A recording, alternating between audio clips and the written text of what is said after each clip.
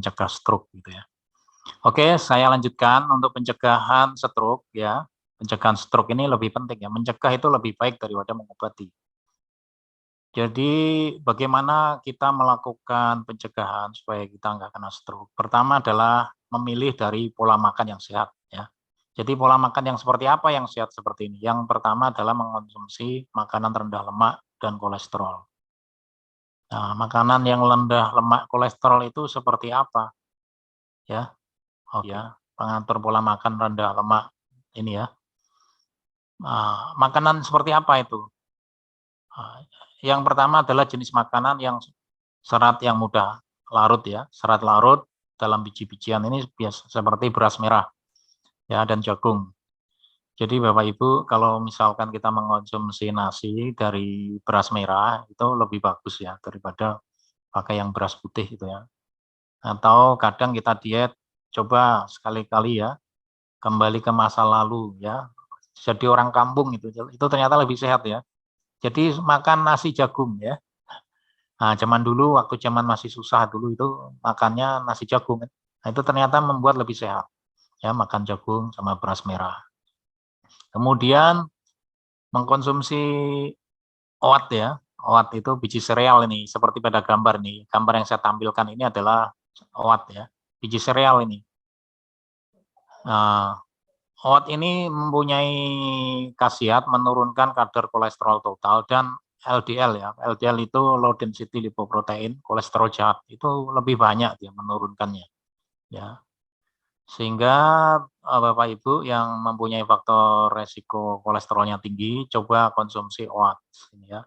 Kemudian bisa juga dia membantu untuk menurunkan tekanan darah, menekan nafsu makan ya. Kalau kita misalkan konsumsinya di pagi hari itu bisa menekan nafsu makan sehingga yang mempunyai potensi obesitas itu bisa menekan nafsu makannya. Coba usahakan pagi konsumsi oat gitu. Kemudian kacang kedelai ya, kacang kedelai itu juga bagus beserta olahannya seperti apa itu kacang kedelai seperti tempe ya, itu juga bagus ya, kacang-kacangan jenis kedelai ini atau susu kedelai juga bagus. Kemudian makanan yang mengandung tiga vitamin B ini ya, yaitu vitamin B9, B6 dan B2 ya. B9 itu asam folat itu. Ya, kalau atau B6, biroflavin atau B2 riboflavin itu. Ini kalau dari makanan alami itu bisa kita dapatkan bisa konsumsi brokoli, asparagus, buah avokat ya, kembang kol, seledri, pepaya, wortel, labu, biji bunga matahari, kacang hijau, jagung, stroberi. Nah, ini jenis-jenis sayuran ini yang mudah kita dapatkan. Ini juga sangat bagus, vitamin B9-nya, B6 dan B2. Kemudian mengkonsumsi ikan yang mengandung omega 3 ini ya. Omega 3 seperti ikan tuna, ikan salmon. Ini sangat bagus sekali ya. Ini yang bagus ini salmon ini sebenarnya, tapi lumayan harganya ya. Gak mahal ini salmon. Atau bisa juga kalau misalkan kesulitan mengkonsumsi minyak ikan yang mengandung omega 3 itu juga sangat bagus sekali. Jadi untuk mengkonsumsi vitamin B6, B12, B9 ini mempunyai khasiat menurunkan homocysteine ya. Homocysteine itu apa namanya? Asam amino ya yang berlebihan itu ya, limbahnya itu bisa mencegah. Ini mengkonsumsi vitamin B6, B12, B9 ini bisa mencegah kerusakan daerah otak yang rentan terhadap penyakit Alzheimer. Ya, ini data saya ambil dari Jurnal Proceeding National Academy ya. Jadi ini data-data info yang saya dapatkan bukan menurut saya ya. Ini saya ambil dari jurnal, jadi data ini valid ya, bisa kita pakai. Gitu. Kemudian vitamin B6 ini. Vitamin B6 ini sangat penting kita konsumsi. Karena apa? Mempunyai peran yang sangat penting di dalam menciptakan neurotransmitter ini ya. Neurotransmitter itu sinyal-sinyal yang dikirim dari otak untuk mengatur fungsi saraf, mengatur fungsi kendali tubuh gitu ya. Termasuk mengatur emosi ya, seperti apa namanya zat-zat serotonin, ya, dopamin, Ya, dopamin ini kalau misalkan kekurangan bisa kayak Parkinson ya, kayak tremor itu ya. Orang-orang yang tremor itu sebenarnya penurunan dopamin. Kemudian asam gamma aminobutirat atau GABA. Nah, ini sangat penting. Komponen-komponen ini sangat penting di dalam mengatur mood ya. Mood itu apa namanya? Perasaan ya, rasa untuk mengatur emosionalnya gitu. Ya, yang mana ini berkaitan dengan masalah depresi atau masalah psikis. Kemudian yang kedua, dia bisa menurunkan homocysteine ini. Homocysteine ini seperti yang tadi saya sampaikan adalah tingginya kadar asam amino. Ya, asam amino yang sangat tinggi mempunyai resiko meningkatkan penyakit arteri koroner. Jadi perlu kita pahami orang stroke ini akan masalah utama kan pada arteri, pembuluh darah arteri yang menuju ke otak itu. Jadi dengan mengkonsumsi vitamin B6 harapannya ini bisa menurunkan homocysteine-nya. Ya, kemudian bisa juga menurunkan resiko penyakit yang mudah lupa ini Alzheimer. Kemudian peran yang lainnya adalah mencegah penyumbatan arteri ya dan memperkecil resiko penyakit jantung. Ya, jadi kan pada pertemuan pertama kan sudah saya bahas bahwa masalah-masalah cerebrovaskuler ya, masalah-masalah vaskularisasi pembuluh darah ini adalah kaitannya dengan arteri yang terjadi sumbatan. Ya, kemudian masalah jantung. Nah, jadi bagaimana untuk melakukan pencegahan supaya tidak terjadi sumbatan dan memperkecil resiko penyakit jantung. Jadi vitamin B6 ini sangat penting di situ perannya. Kemudian untuk mencegah stres, ya tadi kan pemicu utamanya juga stres juga kan. Jadi dengan mengurangi stres, ya, mendukung perkembangan dan fungsi saraf otak, menjaga kadar gula di dalam tubuh supaya normal. Ini bisa juga membantu di dalam menghasilkan hemoglobin ya. Hemoglobin itu adalah komponen darah, fungsinya adalah mengikat oksigen dan nutrisi di dalam darah. Dan peran hemoglobin, jadi dia mengikat ya, mengikat nutrisi dan oksigen di dalam darah, kemudian dia bisa diedarkan ke seluruh tubuh, dipompa sama jantung, darahnya ke tubuh itu. Jadi ini penting ya, dan antibodi kemudian melindungi tubuh dari polusi. Nah, vitamin B6 ini bisa kita dapatkan, kita bisa konsumsi ikan salmon ya, salmon atau alpukat ya, buah alpukat ini banyak tuh di pasar ya, ubi, kentang, wortel, pepaya, pisang, dan sayuran hijau lainnya nih. Kalau kita suka daging ya bisa aja daging sapi ya, tapi yang nggak ada lemaknya tentunya. Ya, daging sapi atau ayam kalkun ini juga enak sekali nih, vitamin B6-nya sangat tinggi. Ya, tapi ayam kalkun ini mahal ya. Kalau di tempat kami mahal, tapi di tempat lain nggak tahu saya, siapa tahu murah sana. Kemudian mengkonsumsi pengencer darah ya. Di Zoom pertama kan sudah saya bahas tuh pengencer darah alami itu ada dua ya, model anti platelet sama antikoagulan gitu kan. Nah, sekarang kita akan membahas yang antikoagulan ringan yang fungsinya untuk mencegah bekuan darah. Ini bisa ditemukan pada biji-bijian ya, misalkan kayak biji gandum, kacang almond ya, biji bunga matahari, minyak bunga matahari, kuning telur, dan kacang-kacangan. Dan dipercaya ini untuk mengencerkan darah ya, seperti mengkonsumsi apa namanya Allium sativa ya. Allium sativa itu bawang putih ya. Mengkonsumsi bawang putih itu mempunyai efek antikoagulan. Jadi orang yang mengkonsumsi bawang putih biasanya akan menurunkan tensi, menurunkan kolesterol karena darahnya kan jadi encer ya. Kemudian tomat, kemudian anggur ya, nanas. Nanas ini sangat bagus kalau kita konsumsi ya tengahnya itu. Hati nanas ya. Apa namanya? Kok hati? Yang tengah lah. Tulang nanas yang tengah itu. Ya, nanas itu sangat bagus. Jadi biasanya dipakai untuk obat bromalin ya. Itu kan senyawanya bromalin itu kan untuk mengatasi masalah gangguan jantung ya, dan penyempitan pembuluh darah. Itu dari nanas ternyata. Kemudian delima, buah beri, kacang kenari, almond, kacang mede, ikan tenggiri ya, ini omega 3-nya tinggi. Ikan tenggiri, ikan tuna, ikan salmon itu sangat bagus di dalam antikoagulan. Kemudian makanan-makanan yang mengandung salisilat ya. Salisilat ini perannya efeknya seperti aspirin ya. Dia bisa mengencerkan darah gitu ya. Jadi dia kalau dikonsumsi bisa mencegah bekuan darah. Ini bisa kita dapatkan dari buah alpukat, kurma, buah beri, konsumsi cabai ya, cabai yang pedas untuk lalapan itu ternyata mempunyai fungsi pengencer darah juga.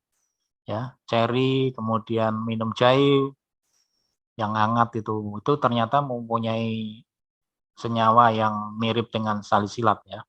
Jadi sangat bagus dikonsumsi.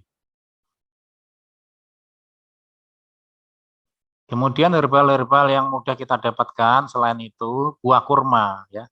Ini buah kurma ini mengandung kalium yang sangat tinggi. Jadi 100 gram kurma itu ternyata mengandung 666 mg kalium. Nah, kalium yang tinggi ini mempunyai khasiat menurunkan resiko dari penyakit jantung dan stroke. Jadi kalium ini adalah mineral yang sangat penting dalam melancarkan pembuluh darah, ya, membuat denyut jantung menjadi teratur, kemudian mengaktifkan kontraksi otot, ya. Biasanya yang kasus-kasus mudah kram itu biasanya masalah kekurangan kalium, ya. Kemudian menstabilkan tekanan darah. Ini kurma bisa kita konsumsi tiap hari. Kemudian kedua adalah minyak ikan. Ya, minyak ikan ini mengandung asam lemak omega 3, EPA dan DHA. Dia mempunyai efek pengencer darah. Ya, dan mempunyai peran menghambat pembentukan zat yang mendorong dari koagulasi atau bentukan gumpalan darah di sana. Kemudian jahe, ya, seperti tadi yang saya sebutkan, jahe ini sebenarnya mempunyai efek sangat efektif di dalam meningkatkan sirkulasi darah yang sehat ya ke seluruh tubuh, kemudian mengurangi bekuan darah, mencegah gumpalan baru, mengurangi resiko stroke. Jadi jahe ini adalah herbal seperti apa namanya ya, temu-temuan ya, Singiber officinalis ya. Ini tanaman yang disebut di dalam kitab suci ya, salsabil ya, jahe. Kemudian kandungan asam asetil salisilat pada jahe, seperti tadi saya sampaikan adalah mirip dengan aspirin. Ya, kalau di dalam konvensional ini aspirin adalah obat-obat yang dipakai untuk membantu pasien jantung ya sebagai pengencer darah ya untuk mencegah stroke gitu. Kemudian selanjutnya, nah ini contoh-contoh makanan yang saya sampaikan tadi, mengonsumsi rendah lemak dan kolesterol. Yang kedua, penanganan stres. Ya. Memang pernah di dalam apa namanya disebutkan di dalam ilmu pengobatan tradisional ya bahwa kemarahan itu akan melukai hati. Ya, jadi orang yang sering marah, mudah emosi, itu ternyata bermasalah pada fungsi organ hati.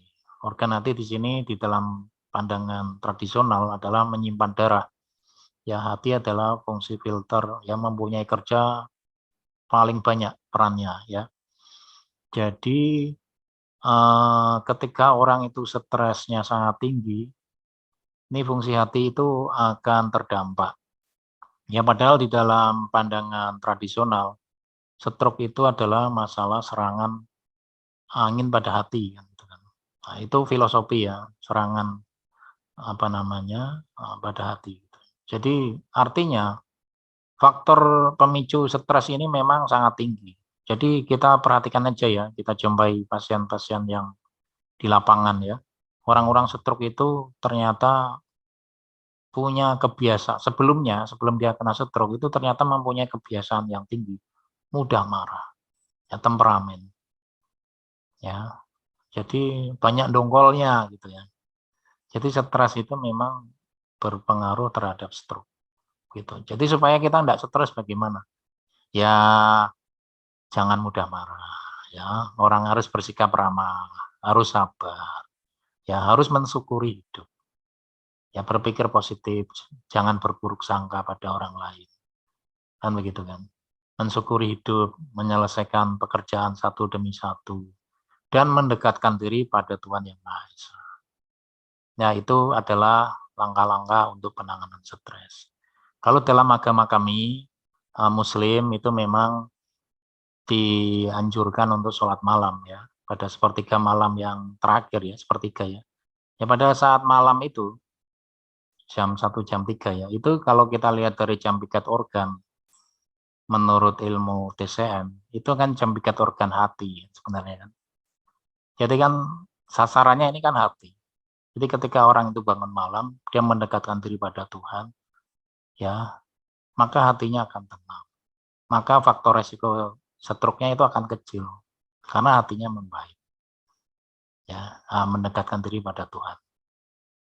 Waktu sholat malam. Lah pada saat sholat malam, orang dengan sujud lama, kan kita dianjurkan untuk sujud itu kan lebih lama ya.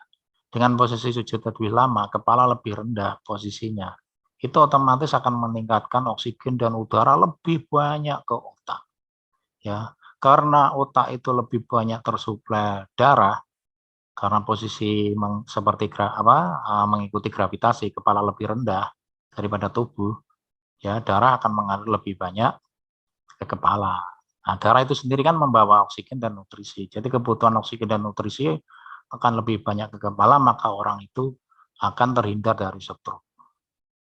Jadi kuncinya mendekatkan diri kepada Tuhan, sholat tengah malam, dengan memperlama sujud. Nah, itu salah satu tips ya untuk mencegah stroke dengan mengurangi angka stresnya. Begitu teorinya seperti itu. Ya mudah-mudahan bisa terlaksana dengan baik. Kemudian beristirahat yang cukup ya. Jadi jangan selalu begadang ya, melakukan pekerjaan yang nggak penting gitu kan pada sampai malam ya. Kalau sudah waktunya tidur, tidur aja. Jadi tidur itu idealnya 6 sampai 8 jam. Sebenarnya tidur yang ideal itu enggak perlu lama-lama. Tidur yang baik adalah tidur yang berkualitas ya.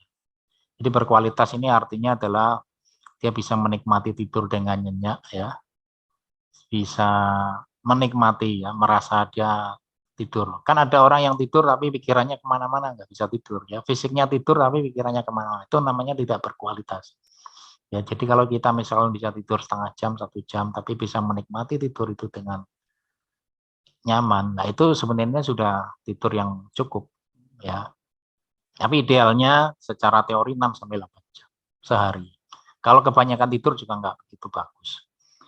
Kemudian meningkatkan aktivitas fisik ya, aktivitas fisik. Artinya begini, kalau kita makanannya sudah enak ya, sering marah-marah, sering begadang kan gitu kan, banyak pikiran, banyak utang, banyak macam-macam lah problem-problem gitu kan. Belum lagi jarang berolahraga, jarang bergerak, darah statis, mudah terjadi gumpalan, mudah terjadi subat. Ya disitulah bisa kena stroke kan gitu. Jadi meningkatkan aktivitas fisik ini bisa dilakukan dengan cara seperti ini ya. Lakukan gerakan untuk mengeluarkan energi ya 30 menit lah per hari ya, dalam intensitas sedang saja. Misalkan apa? Nyapu rumah lah, nggak usah yang terlalu muluk-muluk ya. Nyapu rumah, ngepel itu termasuk aktivitas ya, atau bersepeda. Ya, sebentar aja ke taman kota gitu kan, atau bermain sama anak-anaknya ya. Ya, bermain ada aktivitas gitu kan. Ya, kemudian yang suka bawa kendaraan ya kadanglah berhenti sejenak di parkiran. Terus kita mau ke tempat sesuatu mendingan jalan kaki. Mobilnya diparkir, kita jalan. Itu juga meningkatkan aktivitas fisik ya, supaya kita lebih sehat gitu. Kemudian kalau misalkan sering ke mall ya, saran saya pilih yang naik tangga, jangan pakai eskalator ya. Yang jalan aja biar ada aktivitas, itu ternyata lebih sehat. Ya, kemudian kadang kita harus sempatkan main bola ya, atau futsal atau basket sama teman-teman sekitar gitu kan biar sehat. Ya, atau misalkan kalau kita misalkan menghadiri acara rapat atau apa namanya meeting sama teman ya, atau ikut-ikut workshop atau seminar itu ya. Ya sebentar lah kita sempatkan apa namanya senam kecil-kecilan lah ya, senam atau senam penguin atau apalah yang gerak gitu ya, peregangan stretching ringan itu sangat bagus ya. Atau kita melakukan stretching. Nah ini contoh-contoh aktivitas fisik yang bisa dilakukan ya. Nah, seperti itu. Jadi banyak aktivitas yang bisa kita lakukan, jalan kaki atau mengerjakan pekerjaan rumah atau naik turun tangga, berkebun. Nah ini sangat bagus ya. Berkebun menghilangkan stres, membuat kesibukan itu juga bisa mencegah stroke ternyata. Kemudian peregangan ringan ya, misalkan seperti ini nih bagian tubuh yang diregangkan, kaki, tangan ya, melakukan relaksasi, posisi tubuhnya tegak, perut tahan dalam ya, ambil napas pelan-pelan teratur ya, kemudian lakukan peregangan yang senyaman mungkin ya. Jadi lakukan peregangan ini adalah fungsinya memanjangkan otot. Jadi ketika orang itu pasif, tidak banyak gerak, itu otot itu berkontraksi mendek ya, sehingga menyebabkan gangguan sirkulasinya kurang bagus. Jadi dengan melakukan pemanjangan otot atau stretching atau peregangan, itu fungsinya adalah meningkatkan sirkulasinya lebih baik gitu ya. Jadi dengan mengembalikan panjang otot secara anatomis, maka kekuatan otot akan stabil, tidak menurun. Ya, neurotransmitter dari otak akan menghantar ke muskel skeletal dengan mudah. Ya, kemudian tidak mencegah timbunan asam laktat yang ada di otot. Kemudian apa namanya? Membuat tubuh jadi bugar ya. Nah, seperti itu. Ya, jadi tidak usah berat-berat, semampunya aja lah ya. Yang ringan-ringan itu. Seperti itu tip-tipnya ya.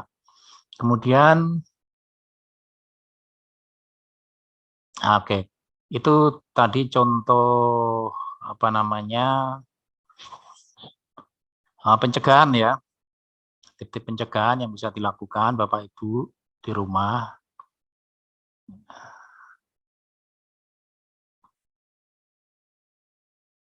Sekarang saya akan membahas tentang konsep-konsep terapi. Bagaimana kalau misalnya orang itu kena stroke kan? Ini kan tadi pencegahan, ya.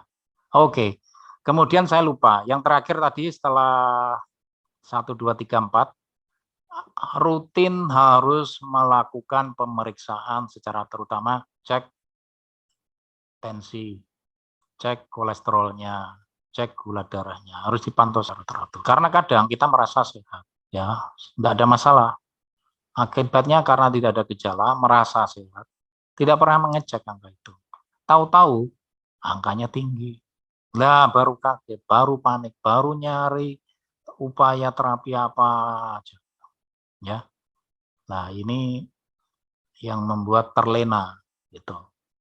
Jadi tip yang ini sangat penting, harus selalu cek ya dengan teratur, kemudian taati pantangannya ya, apa yang tidak boleh dikonsumsi untuk penderita ini gitu. Itu sangat penting terutama mengatur pola makan. Ya. Oke. Sekarang kita masuk ke bagaimana nanti penanganan kasus-kasus yang berkaitan dengan pasca stroke ya. Kalau stroke nanti kan penanganan medis ya. Kalau yang pencegahan itu upaya mandiri. Nah, kalau yang sudah kena stroke bertahun-tahun itu bagaimana? Ya, nah, ini ada banyak terapi yang ditawarkan, ya. Terapi yang berkembang di masyarakat. Kalau yang sifatnya medis itu biasanya kalau dari pihak dokter sudah apa ya mentok gitu ya. Biasanya disarankan ke fisioterapi ya. Jadi teman-teman fisioterapi melakukan rehabilitasi atau di rehabilitasi medik biasanya juga bisa ya untuk penanganan kasus-kasus stroke gitu kan. Nah, kemudian Ada juga yang di fisioterapi ternyata sudah beberapa kali kurang maksimal ya, hasilnya kurang memuaskan gitu ya, orang bosan gitu kan. Nah, ini bisa dilakukan terapi komplementer ya, terapi pelengkap. Ini bisa menggunakan herbal. Biasanya herbal ini didesain untuk apa namanya, pengencer ya, pengencer darah. Sebenarnya kan di konvensional kan sudah dikasih Pak obat-obat pengencer darah seperti warfarin, heparin dan sebagainya ya. Tapi kenapa kok belum ada hasil kan gitu? Ya sebenarnya penanganan kasus stroke itu kan kompleksitasnya sangat tinggi ya. Jadi bukan hanya sekedar pengencer saja, tapi dampak yang ditimbulkan akibat waktu penanganannya itu terlambat ya, terjadi kerusakan pada fungsi otak gitu. Kalau fungsi otak ini sudah rusak, diencerkan model apapun ya tetap sulit, nggak bisa. Ya, sehingga ya akhirnya orang stroke itu bisa bertahun-tahun itu kan. Ada yang 15 tahun, 20 tahun, ada yang lebih itu sampai lama itu. Kenapa nggak selesai? Karena ya mungkin kurang tepat ya, kurang sesuai ya penanganannya ya. Ya jadi saya tidak mau menyalahkan profesi apapun ya, memang segala sesuatu itu plus minus ya, kurang lebih ya gitu. Jadi penggunaan herbal ini mempunyai tujuan pertama untuk menurunkan efek samping dari mengkonsumsi obat pengencer darah yang berlebihan dalam waktu lama itu merusak organ ternyata ya, bisa merusak kan gitu. Nah, sehingga ini bisa digantikan dengan herbal-herbal yang sifatnya untuk pengencer darah, vasodilator, pelebar pembuluh darah, antikoagulasi, antiplatelet, kemudian menurunkan gula darahnya atau kolesterolnya, kemudian regenerasi fungsi-fungsi dari pembuluh darah, fungsi-fungsi dari sel otak, dan sebagainya. Itu desainnya memang berbeda-beda, tergantung dari tujuan target apa yang akan dibutuhkan. Kemudian bisa juga bekam ya. Bekam ini sebenarnya lebih cocok kalau dilakukan pada kasus untuk pencegahan ya, kasus stroke yang ringan itu sebenarnya lebih cocok. Kenapa? Kalau orang masih iskemik ya, sumbatan ya, stroke ringan, jadi fungsi otak belum rusak ya, tapi sudah ada gejala stroke,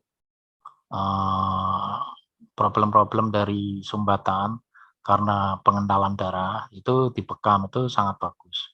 Biasanya diambil titik apa namanya, yang dipunuk itu ya, antara C7 torak 1, kemudian du homomugit gitu kan, itu juga bagus. Ya, tapi ini sifatnya adalah preventif sebenarnya. Tapi kalau orang sudah pasca stroke, sudah fungsi otak sudah rusak, ini kebanyakan teman-teman terapis bekam ya sementok lah sampai situ, nggak bisa. Ya apalagi kasus-kasus flaccid, spastik, kasus-kasus fungsional neuromuskuler itu kurang, ya kurang efektif. Gitu. Jadi lebih banyak pada penanganan awal ini lebih bagus. Kemudian ada lagi akupuntur nih. Akupuntur tradisional, TCM ya. Akupuntur tradisional ini juga bagus. Tetapi kasus pasca stroke yang sudah lama ini juga lama hasilnya ternyata, kurang efektif. Ya. Ini pengalaman ya, saya sudah melakukan ini semua. Ya.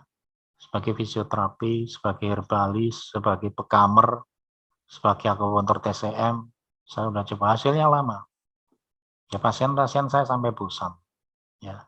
Dan teman-teman yang akupunturis saya tanya, gimana kamu menangani stroke? Lama.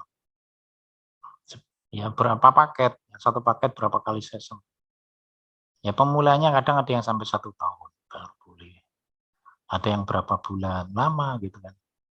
Kalau yang kasusnya masih ringan, nah cepat kan gitu. Kemudian herbal, Shinsei, kan ada ramuan-ramuan Cina. Itu juga konsepnya sama. Memperbaiki dari pembuluh darah, memperbaiki dari pengenceran darah, memperbaiki dari fungsi. Itu juga mendukung lah ya, support ya, tapi juga lama juga gitu kan. Kemudian ada lagi yang bukan TCM ya, akupuntur Neurus Club ini ya. Jadi akupuntur yang dilakukan pada kulit kepala ya.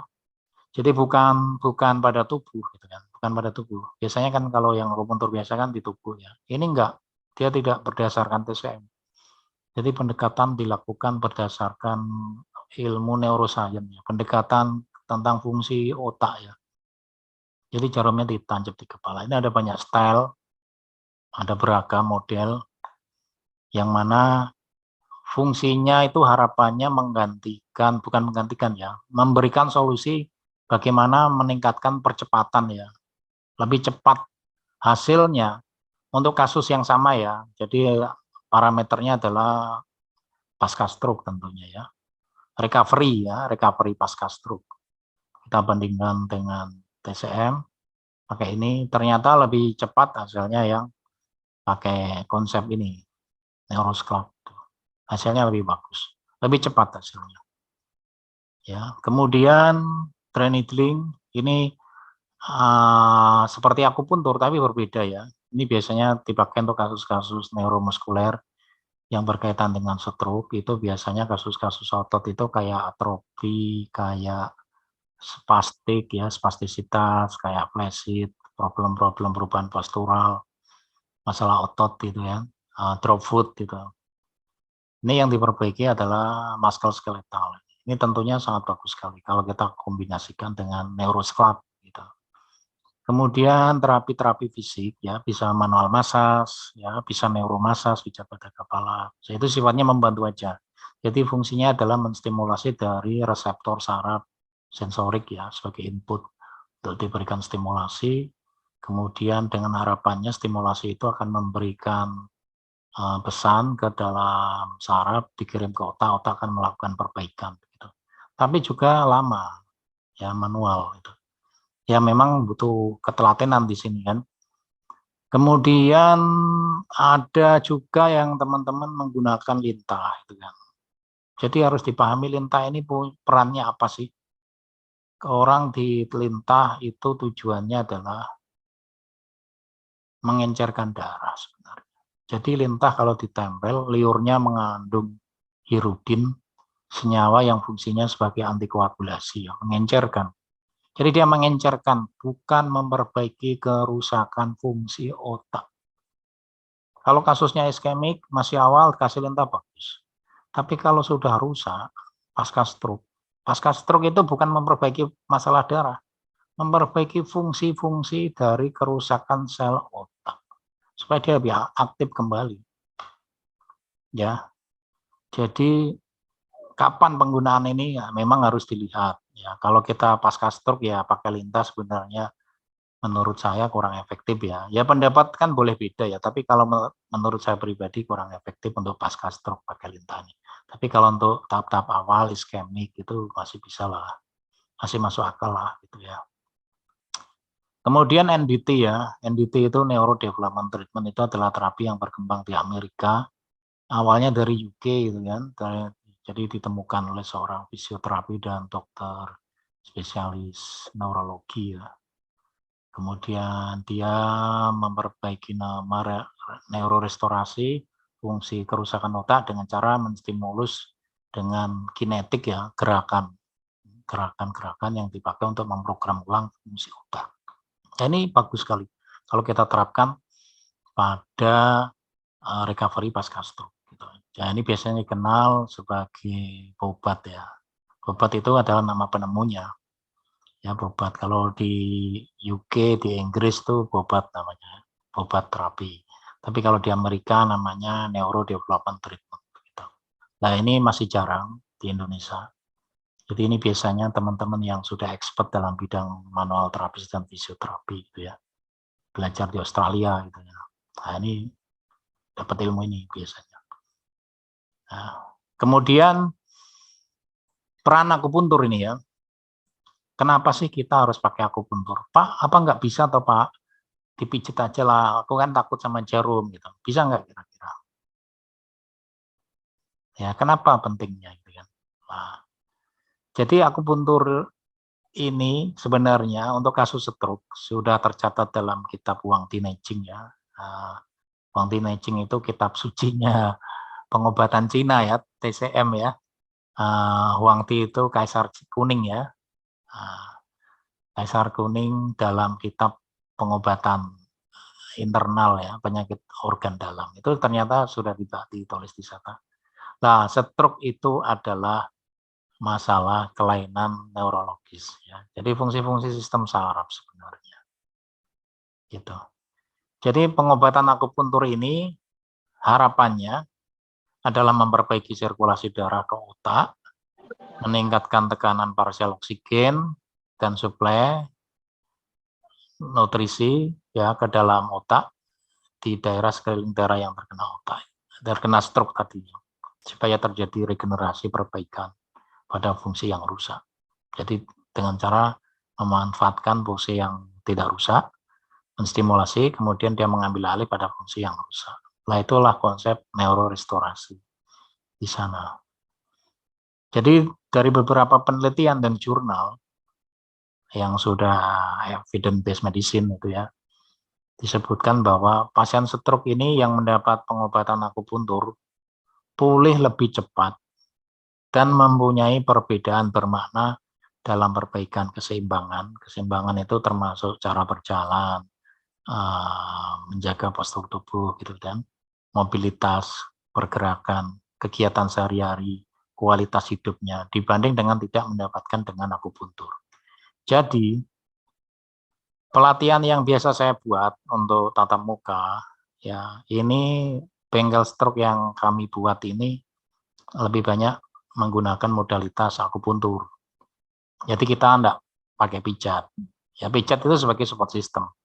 Ya, bekam itu juga support system. Tapi inti utama untuk kasus-kasus pasca stroke itu pemulihan fungsi otak memang kita memerlukan konsep akupuntur yang berkaitan dengan perbaikan pada fungsional otak gitu ya. Karena perlu kita pahami orang stroke itu adalah masalah kelainan neurologis ya, kerusakan neurologis. Neurologis ini kan sistem saraf. Ya, saraf bisa saraf pusat, saraf perifer ya. Saraf pusat itu salah satunya adalah otak. Ya, otak itu kan bagian dari saraf pusat.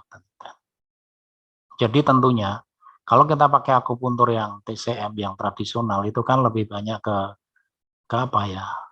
Ke internal ya, ke organ ya, Changfu ya, teori-teori itu lebih banyak kasus-kasus penyakit dalam. Tapi kalau fungsi pasca stroke ini bukan penyakit dalam, ya bukan penyakit ya. Stroke ini adalah problem-problem pada kelainan fungsi neurologis. Jadi untuk pemulihan pada fungsi neurologis saraf pusat itu lebih cocok kalau kita pakai akupuntur sekelap, ya, akupuntur pada kepala. Jadi akupuntur kepala itu macam-macam jenisnya, ada banyak style. Dan itu semuanya akan kita explore ya, akan kita pakai, tetapi akan disesuaikan dengan target.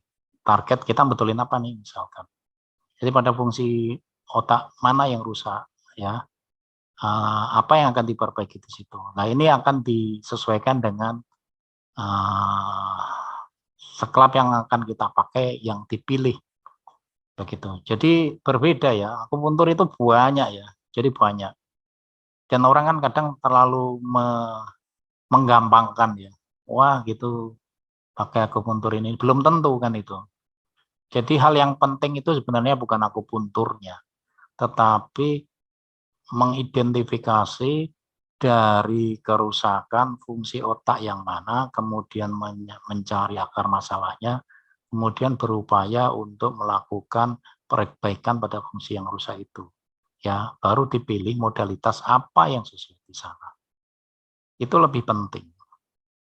Ya, kalau kita belajar tangani stroke, cuma ngapalin titik-titiknya, belum tentu kasusnya sama antara stroke satu dengan stroke yang lain.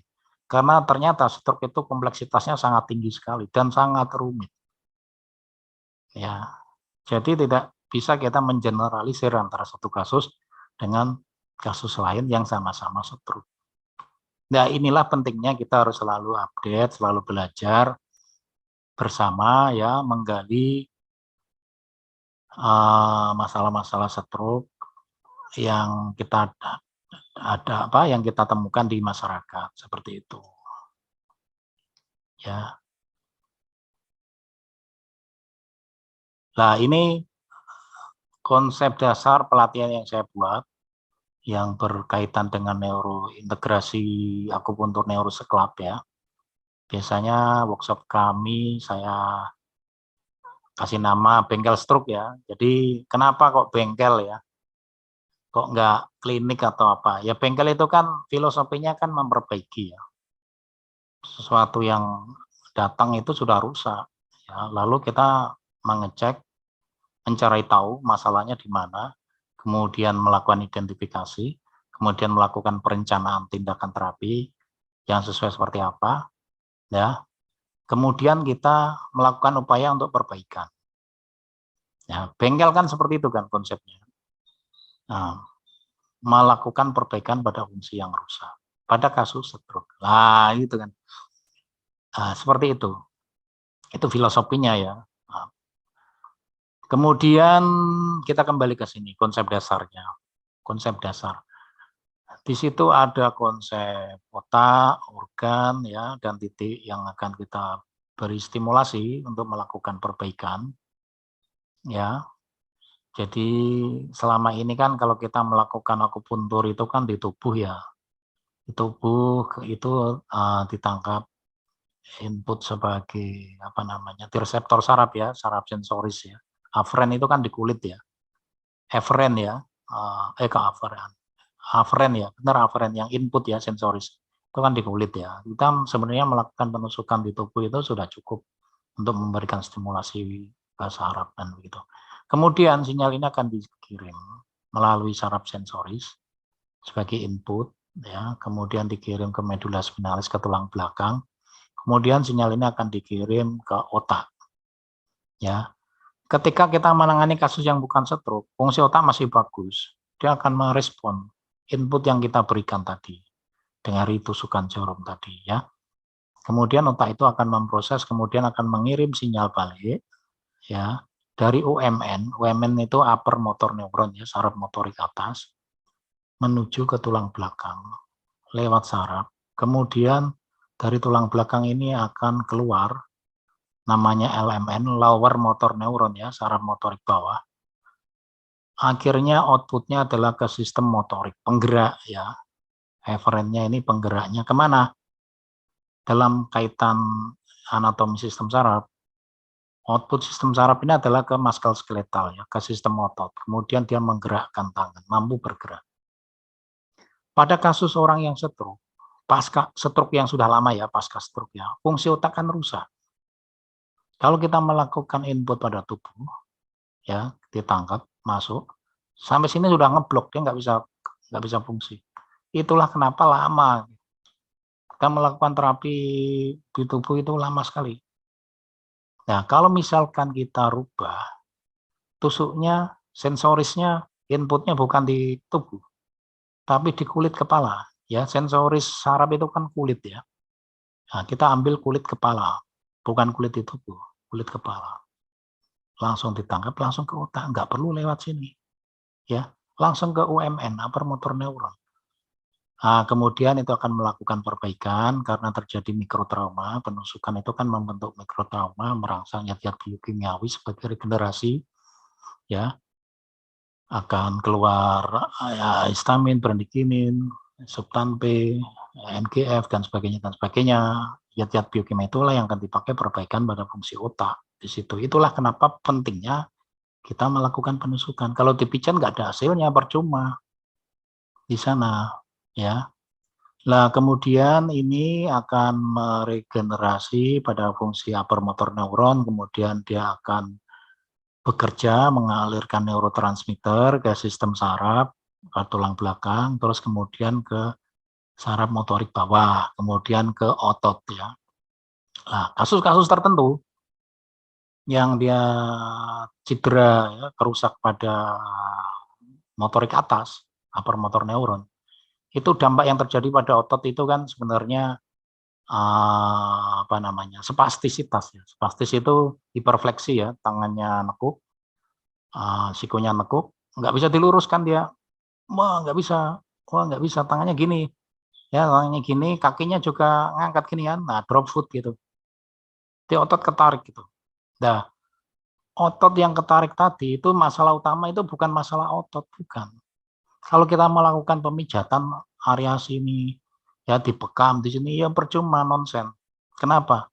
Karena pengendali sistem motorik pada otot ini adalah fungsi otak, ya, pada kendali otak. Kalau fungsi otak ini tidak diperbaiki, ya spastisitas habis diterapi gini, ya nanti balik lagi begini, karena sumbernya nggak ditangani, gitu. Nah, contohnya seperti itu. Ya, jadi itu problem-problem dari neuromuskuler. Ya, belum lagi yang kasus stroke yang apa namanya flaccid ya, yang lemas lunglai. Itu problemnya bukan di otak, tapi lesi pada saraf motorik bawah di tulang belakang. Ya, jadi nanti penanganan kasus yang lemah lunglai, lemas atau flaccid, ya penanganannya tidak sama dong, karena secara fisiologinya berbeda. Nah, inilah pentingnya kita mempelajari mekanisme kerja pada kasus stroke ini. Ya, jadi kita jangan belajar ngapalin titik, ngapalin itu malah membuat kita nggak cerdas, ya kan? Jadi kita harus berpikir yang rasional, mempelajari mekanismenya, cara kerja kerusakan pada fungsi tubuh, bagaimana kita mengidentifikasi, bagaimana kita membuat perencanaan nanti yang akan kita perbaiki yang mana dulu. Ini apa ini gitu. Kemudian kita pilih titik ini. Lalu kita melakukan tindakan terapi. Nah, itu hasilnya akan cepat seketika. Nah, ini contohnya kenapa kita harus belajar secara mendalam. Ya, kalau online saja nggak cukup bagi kami. Ya, online ini adalah hanya edukasi, berbagi pengetahuan, bukan berbagi keahlian ya. Kalau namanya berbagi keahlian itu ya harus tatap muka, belajar langsung, melakukan tindakan ke pasien nyata, stroke betulan, bukan orang sehat. Ya, dan ada yang bimbing, ada gurunya yang mendampingi supaya tidak salah. Gitu. Jadi harapan kami yang teman-teman terapis yang mau belajar bersungguh-sungguh ya bisa bergabung bersama kami, nanti ikut kelas pelatihan tatap muka offline ya. Yang insya Allah nanti dalam waktu dekat ini bulan November, akhir bulan ya, di Yogyakarta tanggal 26, 27, 27, 28 itu ya, nanti hubungi Mbak Ita ini ya atau Pak Haris itu ya sebagai panitia. 26, 27 Bapak. Ya 26, 27 ya, 26, 27 ya. Nanti kita akan belajar skill ya, keterampilan ya, bukan teori-teori. Kalau teori sih mudah ya. Kalau skill itu harus melakukan nyata dengan didampingi instruktur ya, supaya nggak salah. Dan nanti harapannya probandusnya nyata orang stroke betulan ya, bukan orang sehat. Kalau orang sehat yang ngapain kita belajar workshop ya, harus stroke betulan. Nanti kita buat baksos ya, orang stroke dikumpulin nanti buat kita tangani. Jadi itulah belajar nyata. Ya, nah itu harapan kami. Jadi nanti pelatihan kita itu bukan sehari 2 hari, tapi 20 sampai 30 jam sekali pertemuan itu. Jadi full itu kan. Jadi saya tidak membatasi sampai benar-benar peserta puas melakukan dengan benar, ada hasil nyata yang cepat saat itu. Kira-kira seperti itu konsep pelatihan kami yang akan kami buat nanti. Ya, ini angkatan sudah ke berapa ratus kali ya. Jadi ini sudah lama saya buat pelatihan ini itu sudah lama. Dan apa namanya, karena pandemi kemarin libur 2 tahun ya. Jadi jarang kita buat. Dulu sering kita buat di Malaysia. Ya teman-teman dari Singapura dan Malaysia sama di Jakarta, di Malang, di Semarang. Ya, ini insya Allah di Yogyakarta nih. Ya, itu sharing aja ya. Cerita aja nih biar nggak ngantuk ya. Oke, jadi nanti mekanismenya adalah bagaimana kita memperbaiki pada fungsi cerebral cortex ini ya. Cerebral cortex ini nanti direpresentasikan pada kulit kepala. Jadi kita akan mempelajari neuroanatomi fungsional ya. Ini sangat penting. Nanti dipakai acuan untuk menusuk mana yang akan kamu tusukkan gitu. Memperbaiki apa? Ya, kemudian arahnya kemana sarafnya? ya, dari tulang belakang ke perifer. Perifernya nanti targetnya kemana. Nah, ini nanti akan kita pelajari secara detail, ya, mekanismenya. Jadi akupuntur ini kan ada banyak yang akan dipakai ya. Biasanya teman-teman itu yang familiar itu kan biasanya apa? Josunfa ya, itu biasanya pendekatannya cerebral cortex gitu ya. Kemudian nomenklatur standar internasional akupuntur. Kemudian bisa juga model Fang ya. Fang itu jarang ini jarang diajarkan ke umum. Yang model pencitraan imaging pada kepala, kemudian zooming king ya, Zeus Club ini juga jarang kan. Ya, kalau dulu saya belajar langsung sama Profesor Zooming King sendiri itu ya. Saya belajar langsung, murid langsung beliau. Jadi yang diajarkan itu adalah konsep zona ya, terapeutik zona pada bukan garis tapi zona-zona pada kepala itu. Kemudian bisa juga akupuntur pada model tongue style ya. Tongue style itu konsepnya model yin yang. Kemudian bisa model link style. Ini juga jarang ya, jarang. Kemudian akupuntur pengalaman ya. Pengalaman ini artinya tidak relevan ya, bukan tidak relevan ya. Jarang diekspos ke publik ya. Karena sifatnya pengeksperimental ya. Ini rahasia ya. Kalau nggak muridnya nggak diajarkan nanti. Itu eksperimental itu. Kemudian model Bagua itu Liu style ya. Kemudian ya ini familiar nih yang banyak diajarkan di umum itu ini ya, Johnson sama YNSA nih, Yamamoto. Kemudian berdasarkan titik meridian TCM. Nah, ini ada banyak style. Yang mana yang akan kita pilih? Lah tentunya kita tidak menghafal, kita akan memahami konsep, filosofi, mekanisme, fisiologi, cara kerjanya, identifikasi penyakitnya, kemudian kita akan pilihkan yang relevan ya, relevansinya itu yang sesuai tentunya. Begitu. Oke, jadi malam ini saya tidak akan membahas ini semua karena waktunya tidak cukup ya. Saya pinginnya interaktif ya. Ada tanya jawab. Karena ini kan bukan kelas online ya. Jadi ini silaturahmi aja. Saya memperkenalkan beberapa style akupuntur dan konsep-konsep terapi stroke gitu ya. Jadi insya Allah nanti akan dibuat pelatihannya tatap muka tanggal 26-27 November di Jogja ya. Jadi jam 8 sampai jam 10 malam ya, kita acaranya full itu, 2 hari itu full. Jadi nanti mudah-mudahan ada baksos gitu ya, ada probandus nyata orang-orang stroke kita kumpulin nanti kita tanganin gitu. Seperti itu nanti konsepnya. Jadi Bapak Ibu yang berminat mau ikut kelas kami silahkan mendaftar ke panitia. Ya, oke, waktu dan tempat saya kembalikan ke moderator. Baik, Pak Nur, terima kasih. Bapak Ibu, sekian dari Pak Nur ya. Kalau mau ngikutin di materi offline-nya itu jauh lebih lengkap, detail, dan kita mengasah skill di masalah stroke.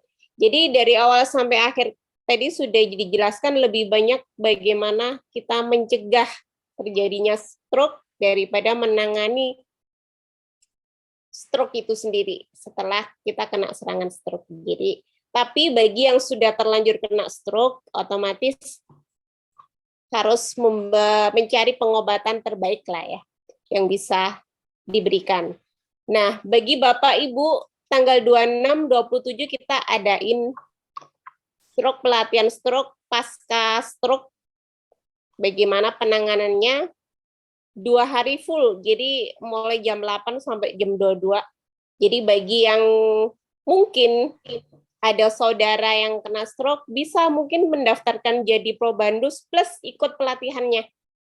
Gitu. Jadi boleh kontak kami untuk detailnya. Untuk sebelum ke akhir acara, kita ada sesi tanya jawab. Barangkali ada yang mau ditanyakan, Bapak Ibu boleh raise hand-nya. Nggak ada yang nanya nih. Selamat malam. Oke, Pak siapa? Pak Mujiono ya. Silakan Pak Mujiono. Iya. Gantian ya, satu-satu ya.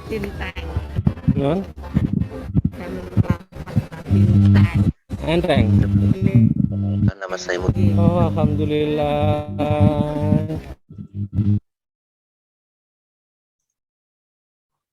Ya, Silakan Yang ingin Pak saya Mujiono. sampaikan dengan kasus stroke itu, kebetulan kan beberapa bulan yang lalu saya itu menangani stroke udah kurang lebih 6 kali ya.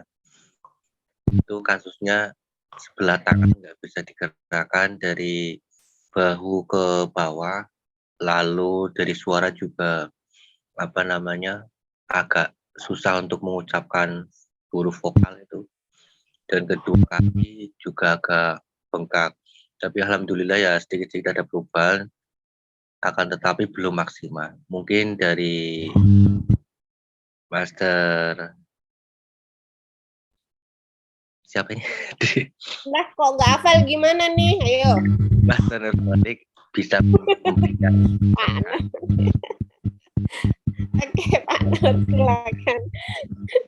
Terima kasih, sekian dari saya. Assalamualaikum warahmatullahi wabarakatuh.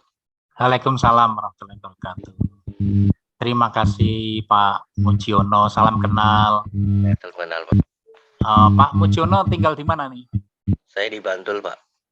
Oh, Jogja. Nah, ini calon ngikut nih. Iya, enggak apa-apa. Oke. Sebelumnya boleh saya tanya ya Pak ya.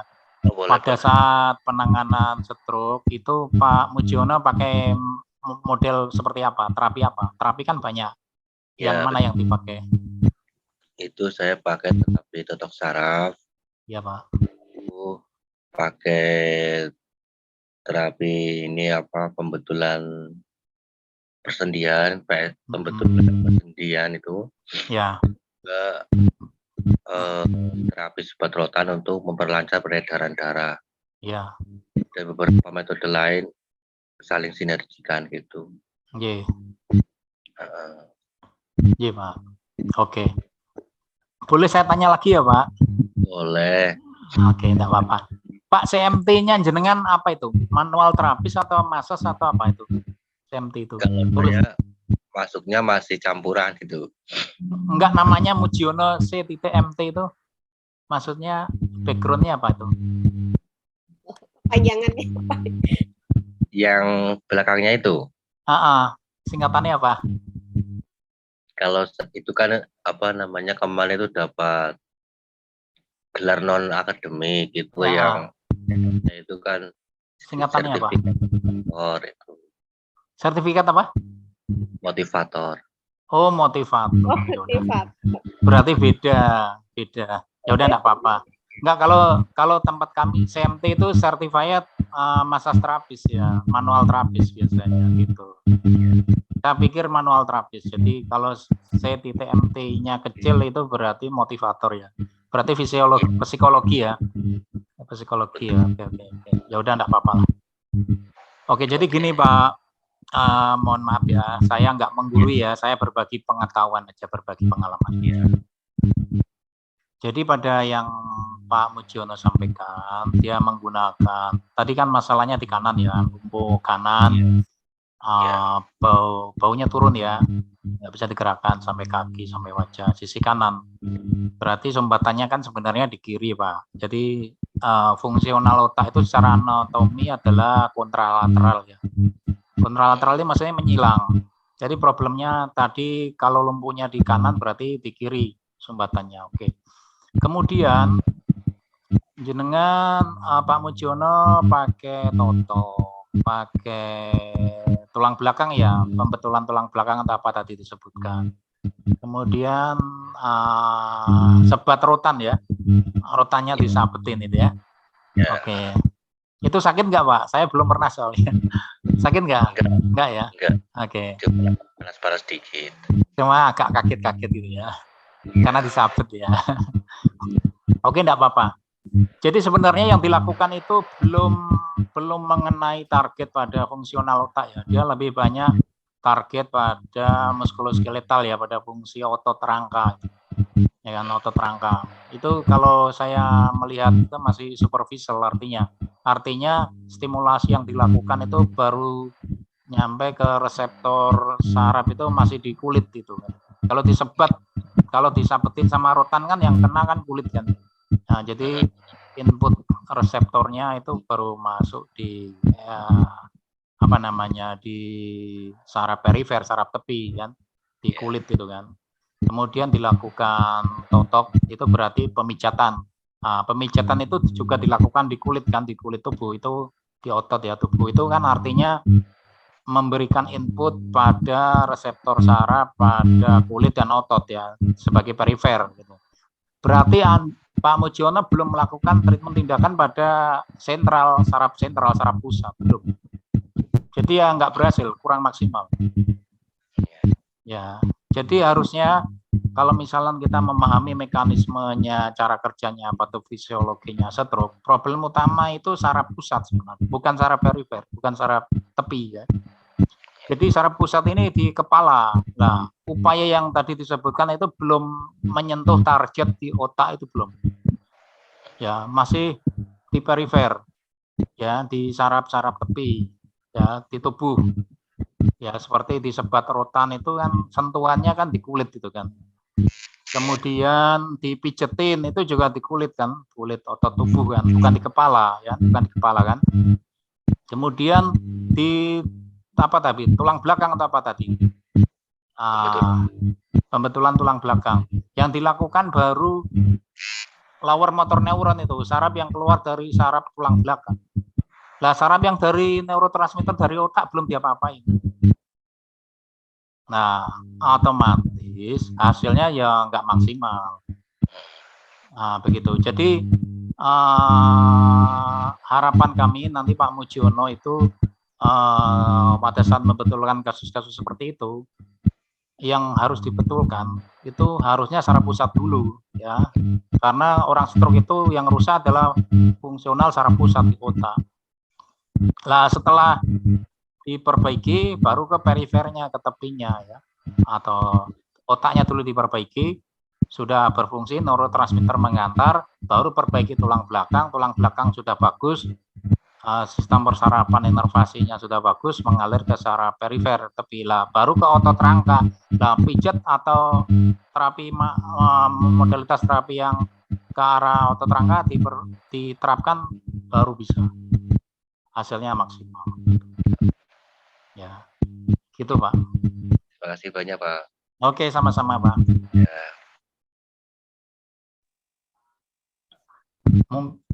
Oke, nah, itu ada yang tanya itu. Ya. Assalamualaikum warahmatullahi wabarakatuh. Waalaikumsalam warahmatullahi wabarakatuh. Pak Indra Ya, Sakti ini. Wah, teman lama ini. Ya, Dari semoga Tasikmalaya. ya. Iya. Semoga selalu amin. Iya,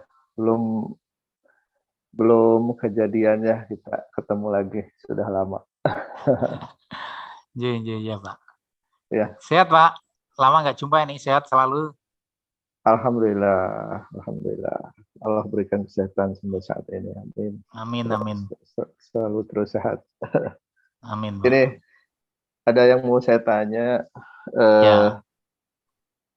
Apakah dalam penanganan stroke itu bisa dengan konsep tuina ya, fusion. Ya. Seperti itu. Oke. Ya. Mungkin itu. Terus yang kedua, apakah ada herbal untuk mempercepat kesembuhan gitu? Mungkin itu dulu pertanyaan dari saya, karena untuk mempraktekkan yang pernah saya pelajari dulu ya. Jadi untuk menusuk itu perlu keterampilan yang sangat detail gitu. Iya, betul sekali.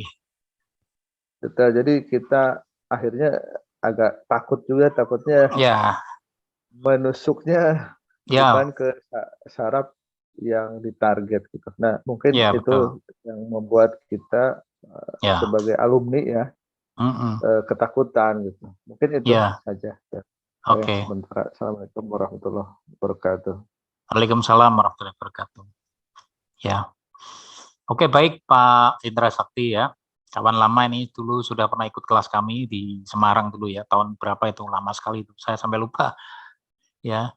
Jadi tadi pertanyaannya tentang Toina ya, Toina Jusen itu ya. Sebenarnya Toina itu alirannya banyak sekali ya. Toina itu kan sebenarnya seperti bagian dari manual terapi ya, bagian dari ilmu pijat ya. Ada yang pakai tangan biasa ya, do dan na ya, dorong dan tekan ya, artinya pijatan gitu. Ada yang Toina yang model betuli tulang belakang, ada yang Toina seperti masas biasa, ada yang Toina yang pakai alat seperti pijat refleksi itu yang ditekankan pada punggung yang disebut Jusen itu kan, menggunakan konsep 8 pola itu kan, totokan itu. Ya, Oke, pertanyaan Pak. Ya, Jusen, paham. Saya sudah paham. Jadi Jusen itu hal yang paling penting ketika kita belajar itu bukan bagaimana modalitas itu dipakai, tapi bagaimana cara kerja mekanisme modalitas itu bekerja, itu lebih penting. Ya, mekanismenya. Ya. Kalau Jusen kita terapkan, kita melakukan apa coba? Itu stick ya kan, pakai stick kan itu, pakai ada yang bintang, ada yang segi apa kayak gini ya, ada yang banyak itu. Oke, itu distimulasi pada punggung atau kepala? Kan ada yang di zona kepala, ada yang di zona punggung kan? Di zona kepala. Oke. Kalau kita melakukan stimulasi pada zona kepala, berarti kita memberikan rangsangan pada reseptor sensorisnya tentunya ya. Sensoris ini berarti input ya. Ya. Arti sensoris itu input ya. Kalau di dalam anatomi sistem saraf itu input. Reseptor input, masukan. Kalau output namanya motorik ya. Motorik itu penggerak. Penggerak itu output keluaran. Jadi kita memberikan input atau rangsangan pada input stimulasi pada kulit kepala. Tetapi yang perlu kita tanyakan, apakah stick Jusen itu pada saat kita gesekkan di kulit kepala bisa memicu mikrotrauma? Terjadi pencideraan kecil nggak di sana? Ini yang perlu kita tanyakan. Ya, kalau kita hanya menyentuh aja, ya sama aja kita pakai sisir, gitu kan? Pakai sisir, sama aja kita pijat kepala gini kan? Yang keluar apa? Biokimia apa yang keluar? Kalau kita melakukan kayak gesekan atau pijatan pada kulit kepala, yang keluar endorfin. Endorfin itu hormon untuk penenang, menenangkan, rasa nyaman, kenyamanan, ya jadi bugar, vasodilator, melebarkan. Bukan mengencerkan darah, melebarkan. Ya kan? Orang jadi enak sesaat, tapi tidak menyembuhkan. Artinya, Toina Jusen itu sebenarnya lebih cocok untuk kebugaran. Nah, ini pendapat saya loh ya. Kalau mau setuju ya enggak apa-apa, enggak setuju enggak masalah, bebas. Ini kan bebas berpendapat. Ya. Artinya kalau di Toina Jusen untuk kasus stroke itu, untuk pasca stroke itu tidak efektif menurut saya. Karena saya dulu juga melakukan, saya dulu juga belajar Toina Jusen juga. Saya pakai juga enggak ada hasilnya gitu loh. Terus enggak saya pakai, tapi kalau untuk yang kasus-kasus kebugaran, kasus untuk preventif, promotif enggak masalah lah kita pakai gitu kan. Tapi kan pemulihan pasca stroke ini kan bukan pencegahan dan peningkatan, tapi perbaikan. Ya kan? Kalau melakukan perbaikan, tentunya mekanisme cara kerja itu harus kita pahami betul-betul. Kita mau memperbaiki apa?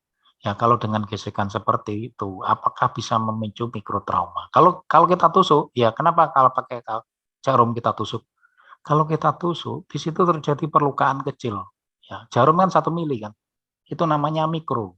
Trauma pencideran kecil, ya mikrotrauma. Terjadi inflamasi lokal, pencideran kecil, tusuk. Bekas tusukan itu, jarum itu kan nggak ada obatnya ini, logikanya ya. Jarum ini kan kosong ya, nggak cuma logam ya, nggak ada isinya. Kenapa hanya ditusuk bisa memberikan efek terapeutik orang jadi sembuh? Kan kosong nggak ada isinya. Apa yang terjadi mekanisme di situ? Karena pada saat penusukan itu akan membentuk mikrotrauma yang akan memicu zat biokimiawi tubuh yang untuk regenerasi perbaikan itu muncul dengan adanya penusukan. Ya, zat-zat itu biasanya brandikinin, histamin, substan P, NGF, terus apa lagi itu, macam-macam itu. Yang itu akan muncul ya ketika jarum itu kita tusuk, kita biarkan lama, semakin lama kita biarkan di situ, zat biokimiawi akan terkumpul lebih banyak, akhirnya zat itu cukup dosisnya untuk memperbaiki kerusakan otak. Jadi sebenarnya ya obat yang menyembuhkan itu ya ada di dirinya sendiri, tetapi dia akan keluar kalau kita rangsang dengan cara pencitraan mikro, kecil, ditusuk. Coba kalau nusuknya pakai pisau ya bahaya, berdarah. Itu makro. Ini yang kita bentuk mikro, jadi skala kecil. Jadi kita tusuk ini tidak sakit sebenarnya. Orang stroke, ya ini Bapak Ibu kan kadang takut ya ditusuk kepala ya. Sebenarnya kalau kita nusuk akupuntur di kepala sama di tubuh, lebih aman nusuk di kepala. Kenapa? Tengkorak itu keras sekali, jarum ditusuk itu nggak bakalan tembus ke otak, jadi aman. Ya, tapi kalau kita nusuk di dada coba atau di punggung, bisa nusuk ke organ, bahaya. Ya, jadi sebenarnya belajar akupuntur seklap sama akupuntur tubuh, faktor resikonya lebih tinggi di tubuh. Ya, kalau di kepala, di kulit kepala, itu paling ya, kalau misalkan nggak tepat ya paling berdarah sedikit. Kita tekan lama sudah berhenti, tidak ada masalah. Oke, misalkan kita kebablasan, nggak bakalan masuk ke dalam otak, karena tengkorak itu keras sekali. Jadi lebih aman di sana. Ya. Kemudian kalau akupuntur kepala kita tusuk, itu kan berbeda sama akupuntur tubuh ya. Kalau akupuntur tubuh itu kan biasanya kita tusuk, kita tunggal 15-20 menit, nggak boleh lebih. Ya. Tapi kalau nusuk di kepala, kita tusuk, kita tinggal lama makin bagus. Bisa berjam-jam. Itu efek pemulihannya akan berhasil lebih cepat. Kalau jarum kita tinggal lama di sana. Ya, jadi mekanisme kerjanya ini tidak sama dengan tuina. Ya tuina tidak akan bisa menghasilkan zat seperti itu kalau tidak melakukan invasif seperti itu, tidak bisa. Ya, kemudian soal ketelitian, memang betul, ini kan ilmu mikro ya, mikroskop ya. Jadi kita butuh ketelitian. Kita geser setengah mili, 1 mili nggak tepat pun hasilnya akan berbeda, nggak ada hasilnya. Gitu kan. Jadi memang ini nggak bisa diajarkan online. Karena apa? Ini adalah keahlian yang perlu pendampingan dari guru atau instruktur yang mendampingi saat praktek. Jadi akan untuk mendapatkan ketelitian, ya kita misalkan nih, kita mencari titik tertentu misalkan ya. Titiknya kalau di teori sama lah, tapi kan anatomi kepala orang kan beda-beda kan, secara proporsional kan tidak sama kepala orang itu kan. Jadi yang dicari itu bukan itunya ya, tetapi ketepatan ini setengah mili, 1 mili nggak tepat pun nggak hasilnya kurang efektif gitu loh. Jadi memang ini harus tatap muka, nggak bisa mengajarkan model teori online kayak gini, nggak akan kesulitan. Jadi harus ada tatap muka, ada pasien nyata, kita akan lihat, oh kalau kita raba setengah mili segini itu efeknya responnya seperti ini gitu. Itu dia akan muncul sensitivitas ya, tenderness begitu. Kita tusuk. Nah, saat ditusuk nggak ada rasanya. Gitu. Jadi aman, insya Allah aman ya. Gitu. Jadi seperti itu Pak Indra ya. Jadi itulah kenapa bukannya saya pelit ya. Memang ilmu keahlian itu nggak bisa di online kan ya. Harus diajarkan langsung, interaksi nyata, berhadapan langsung dengan pasien, ada pendampingan supaya nggak salah. Harapan kami kan orang yang belajar itu kan hasilnya sama itu ya. Ilmu yang kita kita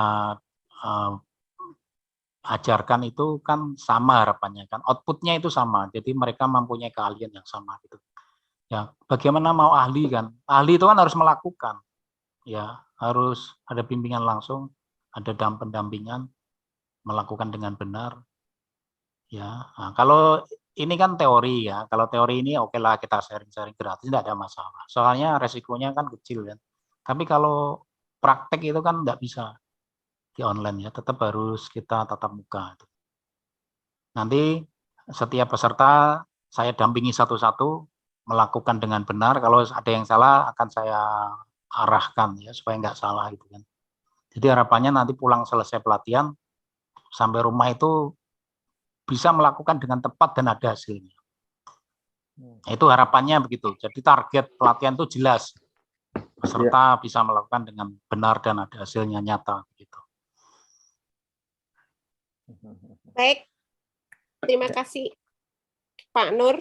Karena waktu udah mau pukul 10 jadi sebentar ini saya mau nunjukin seperti apa sih gitu kan. Oke, baik Pak. Ya, belum kerja kan. Kerjanya kan Senin. Ini tadi ya. Ini. Jauh. Coba Pak diangkat Pak. Sudah. Sudah kan. Sebelumnya nggak bisa itu Pak. Buat tangan kemarin Pak. Nggak bisa diangkat. Kemarin batas mana Pak? Pertama datang buat mana Pak? Begitu. Sudah angkat. Sekarang Pak, angkat Pak tangan.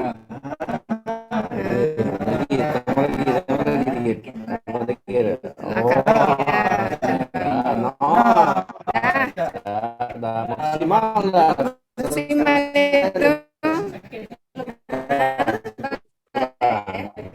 tinggal lanjut baik.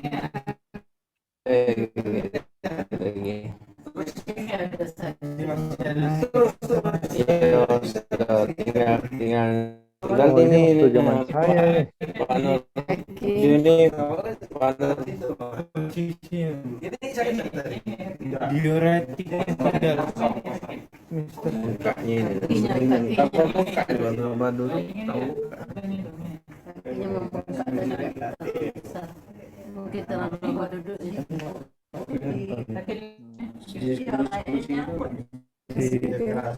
mata. oh iya zaman saya Motorik, otak besar, otak kecil itu otak kecil di belakang. basal ganglia Tengah. Oh ya. Ditambahkan Ini yang baru tambah tadi. depannya lepas kan kita tambah dulu sini. Ini habis mau kampus ini nah. Tambah Baru ke wajah atas. ini lengan atas Kaki kan. sampai kosong. Ini area sama menggenggam ada tenaga. Iya kita lepas. Soal fokuskan ke ini. Halo. Ya seperti itulah ya. Kira-kira gambarannya akupunturnya itu yang ditusuk di kepala. Jadi artinya nanti tidak cuma kepala, ada kasus tertentu yang kita tusuknya bukan di kepala, di tangan ya, untuk kasus-kasus muskuler, kasus-kasus internal organ, kasus-kasus drop foot ya. Nah, itu ada banyak style yang akan kita aplikasikan di sana. Nah, itu contoh yang mungkin teman-teman pengen tahu lah kayak apa sih gitu kan. Jadi kan saya tadi kasih videonya contoh. Ini contoh sebentar. Ini kakinya nggak bisa jalan ini kan. Setelah tusuk ini cepat sekali hasilnya langsung bisa jalan. Ini waktu kita praktek ya. Oh, alhamdulillah. Nah, coba aktifasi. Ini untuk di motor.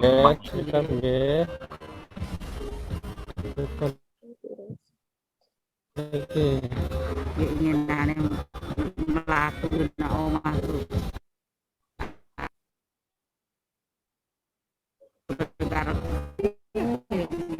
Ini genteng. Alhamdulillah. Nah, ini Pak ya ini. Pak, beri Pak.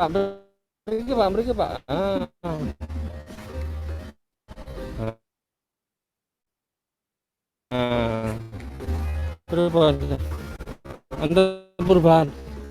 Oke, tenang sih nggih. Ini latihan mlaku wong loro ben kita rukun. Cara wong loro Beri kita. kontaan. Oh, ponak.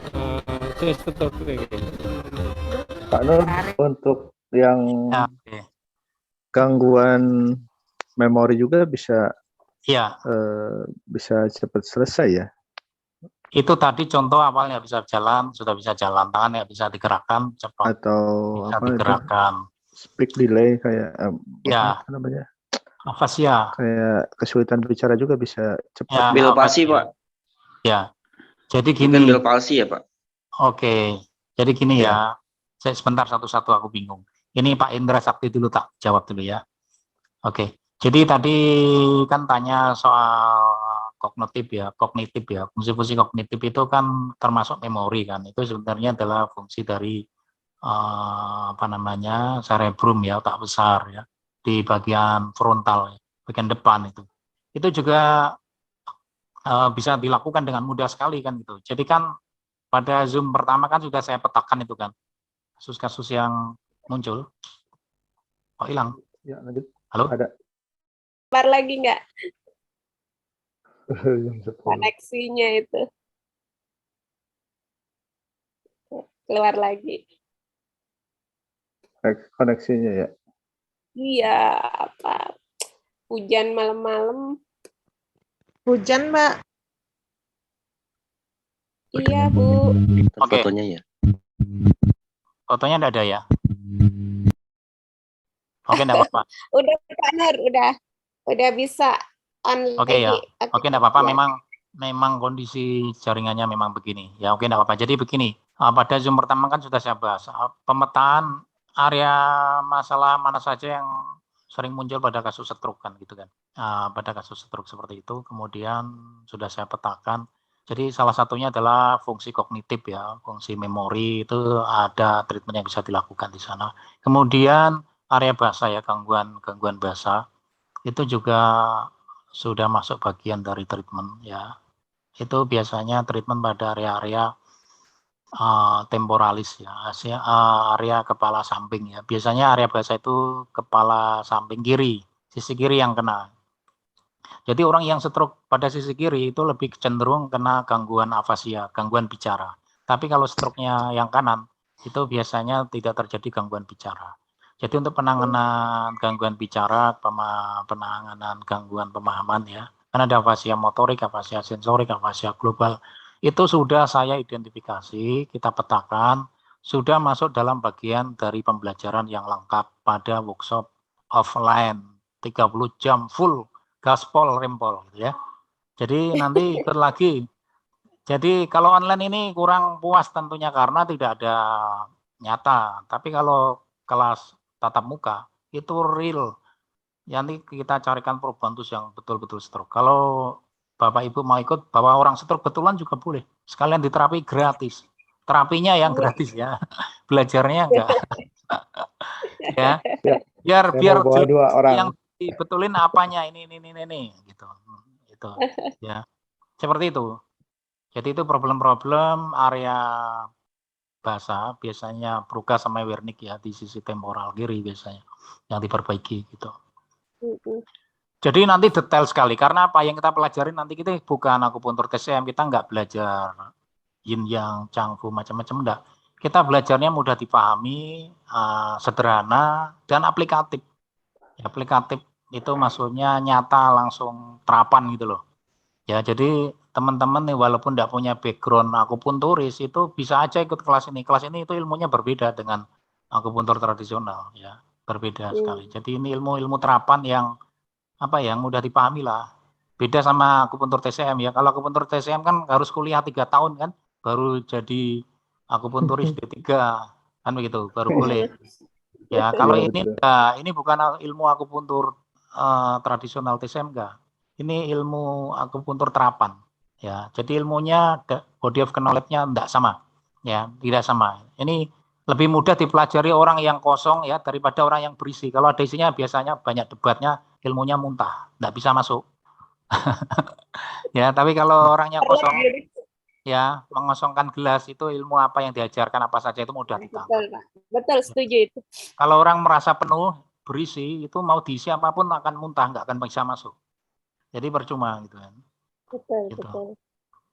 Nah, seperti itu. Jadi saran saya, walaupun seahli-ahlinya apa, Anda ikut kelas saya, itu harus kosongkan gelasnya. Kalau nggak kosong, akan sulit masuk, beneran. Ini alumni saya juga begitu. Ada yang dari golongan dokter spesialis ahli, ada yang expert ini. Dia banyak debat ya nggak masuk ilmunya. Tapi kalau dia waktu dia mengosongkan, anggap aja dia masih nol ya, anggap aja dulu nggak pernah belajar apapun gitu kan. Dia kosongkan, dia mudah menyerap apapun yang saya sampaikan itu ternyata dilakukan, pasiennya banyak berhasil. Gitu. Ya seperti itulah. Jadi kan apa namanya? Ini mudah untuk dipelajari siapapun ya. Jadi tidak harus background-nya akupunturis D3, enggak harus. Begitu. Ya ini ilmu terapan mudah. Ya. Iya Pak Nur. Jadi buat teman-teman untuk sesi pertanyaan kita close ya. Jadi bagi yang mau daftar di offline workshopnya tanggal 26 dan 7, jadi ada harga promo hanya sampai tanggal 14 November itu price-nya 1,7 juta, setelahnya 2 juta. Jadi kalau udah daftarnya 14 November ke atas itu 2 juta. Jadi bagi yang memang berminat untuk bisa ikutan kalau bisa sebelum tanggal 14. Begitu Bapak Ibu. Jadi kita tutup ini ya Pak Nur. Kenapa, kita tutup Ibu? Pak Nur. Kita Ya, tutup atau masih ada yang mau di-share? Ya sebenarnya saya kalau topik malam ini cukup. Tapi kalau pengen ngobrol-ngobrol mau lihat video-video juga nggak apa-apa. Oh Kita iya, bebas boleh. aja. Ya, mumpung Pak Nur lagi mau begadang sampai jam 1. Silakan Bapak Ibu, bagi yang mau tidak bisa mau bertanya masih ada sesi, Pak Nur masih buka. Ini videonya agak macet soalnya sinyalnya saya jelek sekali di sini. Ya udah nggak usah video Pak, tanya-tanya aja Yaudah. barangkali dari peserta, silakan. Nggak usah malu-malu nanya Pak, Bapak Ibu. Ya. Mumpung koneksinya lancar nih.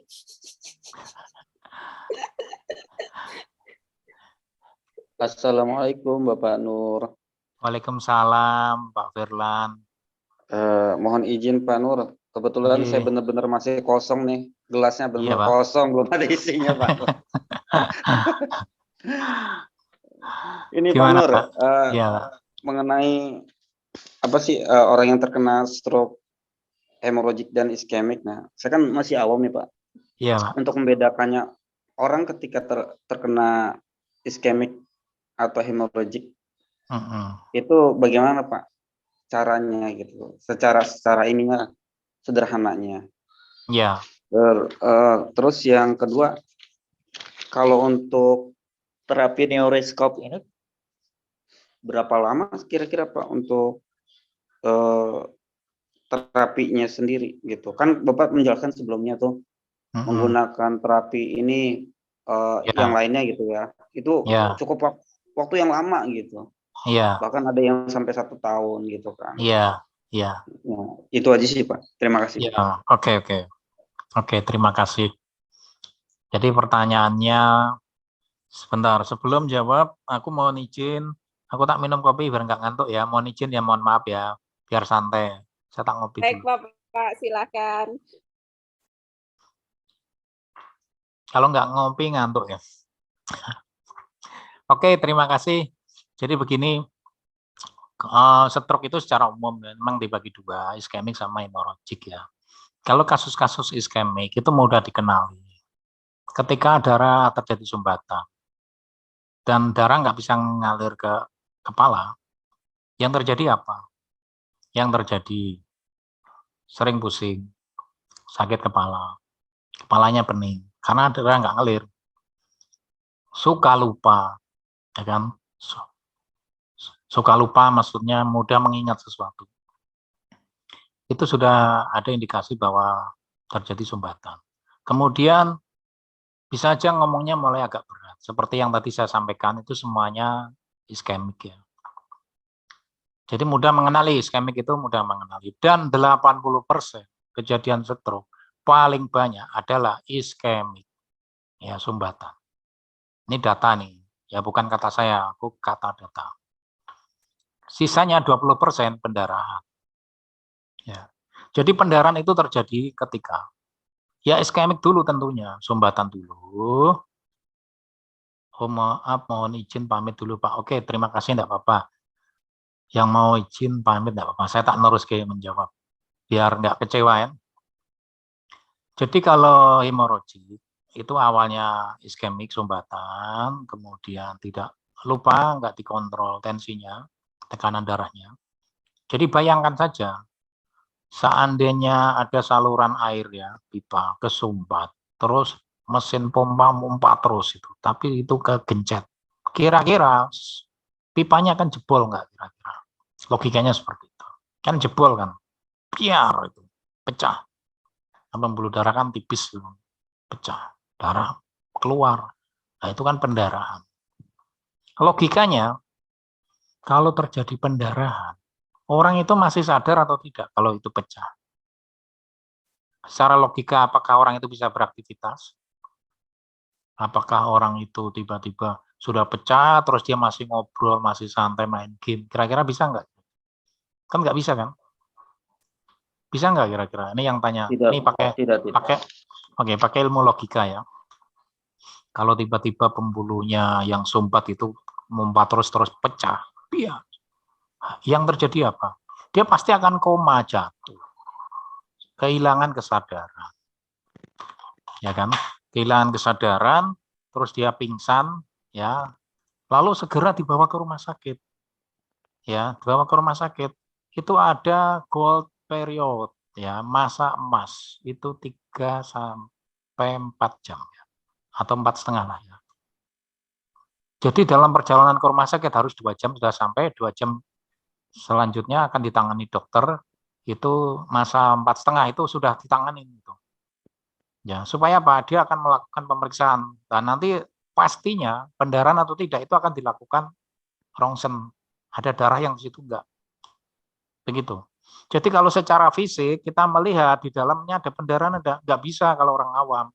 Harus dilakukan pemeriksaan medis, akan dilihat area mana yang terjadi pendarahan di sana. Dan nanti dari medis itu akan menangani pendarahannya. Gitu loh. Ya, jadi tidak mungkin orang terjadi pendarahan masih sadar. Ya, jadi biasanya kasus-kasus pendarahan orangnya sudah jatuh, pingsan, ya, lalu dibawa ke rumah sakit, terus diperiksa, dirongsen, baru kedeteksi pendarahan. Kalau mendeteksi tanda iskemik masih mudah, orangnya masih sehat, masih beraktivitas, ya. Terus ada tanda nggak simetris, tangannya mulai berat diangkat, sering sakit kepala, mudah lupa, mudah capek, mudah lelah, walaupun sudah istirahat kan gitu. Itu iskemik gitu. Kalau hemoragik ya harus pemeriksaan medis. Tentunya sudah mengalami, tidak sadar, itu dirawat ke dokter, periksa, itu dipastikan. Nanti kalau dicek itu, oh ternyata cuma sumbatan, oh ternyata ada pendarahan, nah itu baru bisa dipastikan. Begitu. Jadi itu bukan ranahnya terapis ya, itu ranahnya medis gitu kan. Lah nanti setelah dia sudah stroke, beberapa waktu kemudian penanganan medis kok menimbulkan gejala apa? Hemiplegi, tumbuh separuh, tangannya nggak bisa diangkat, maunya apasia, ya gangguan koordinasi keseimbangan, ya dan sebagainya dan sebagainya. Wah ini baru masuk ranah terapi, baru diterapi. Biasanya kalau medis disarankan ke fisioterapi. Kalau tradisional ya langsung aja masuk ke komplementer aja. Mau di akupuntur, mau di massage. Kadang sudah di fisioterapi nih, bla bla bla, cuma digitu-gituin aja. Hasilnya kurang maksimal, mereka nggak puas gitu. Akhirnya cari alternatif. Alternatifnya bener enggak? Lah ini yang jadi masalah. Bener itu maksudnya penanganannya ya. Kalau mereka sih ya bukan saya tidak suka tradisional, saya sih suka sekali, tapi ilmu yang benar tentunya. Dan ada yang nggak benar itu ya mungkin karena dia nggak paham lah, belum tahu ilmunya gitu kan. Tapi kalau sudah tahu ilmunya, oh ini begini-begini, ya, saya yakin tradisional pun mampu mengatasi masalah itu. Yang paling penting itu ilmunya cukup dan paham tentang dia mau memperbaiki apa. Itu yang paling penting. Ya, jadi setelah ditangani, terus ketika dia menggunakan akupuntur tradisional, ini pengalaman ya, saya kan sudah relasi saya kan banyak nih teman-teman dokter ahli, spesialis akupuntur, ada yang akupunturis, ada yang D3 dan lain. Ketika kita sharing-sharing, saya tanya, ketika kamu menggunakan akupuntur itu, pasienmu berapa lama sembuh? Kasus stroke, hemiplegi. Lama, Pak. 20 kali, 30 kali paket. Teman dokter saya, alumni saya kan banyak dokter-dokter itu yang praktek di rumah sakit akupuntur. Saya tanya, dok, pasien-pasien itu berapa lama dok kalau kamu nanganin pakai akupuntur medis? Wah, bisa 1 tahun, Pak. Lama. Nggak bosen tak? Ya enggak, orang dia pengen sembuh.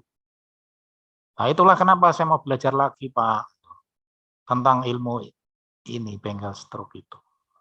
Akhirnya belajar lagi, saya cari teknik yang berbeda. Lalu diterapkan, dia terapkan ini bukan kata saya, maksudnya Pak alumni-alumni saya yang sudah mempraktekkan. Pakai metodologi ini, dipraktekkan. Itu mempercepat waktu, nggak nyampe beberapa kali. Ya, biasanya 20 kali, 30 kali, ini cuma 5 kali sudah selesai. Ada yang kurang, cuma 1 kali aja selesai.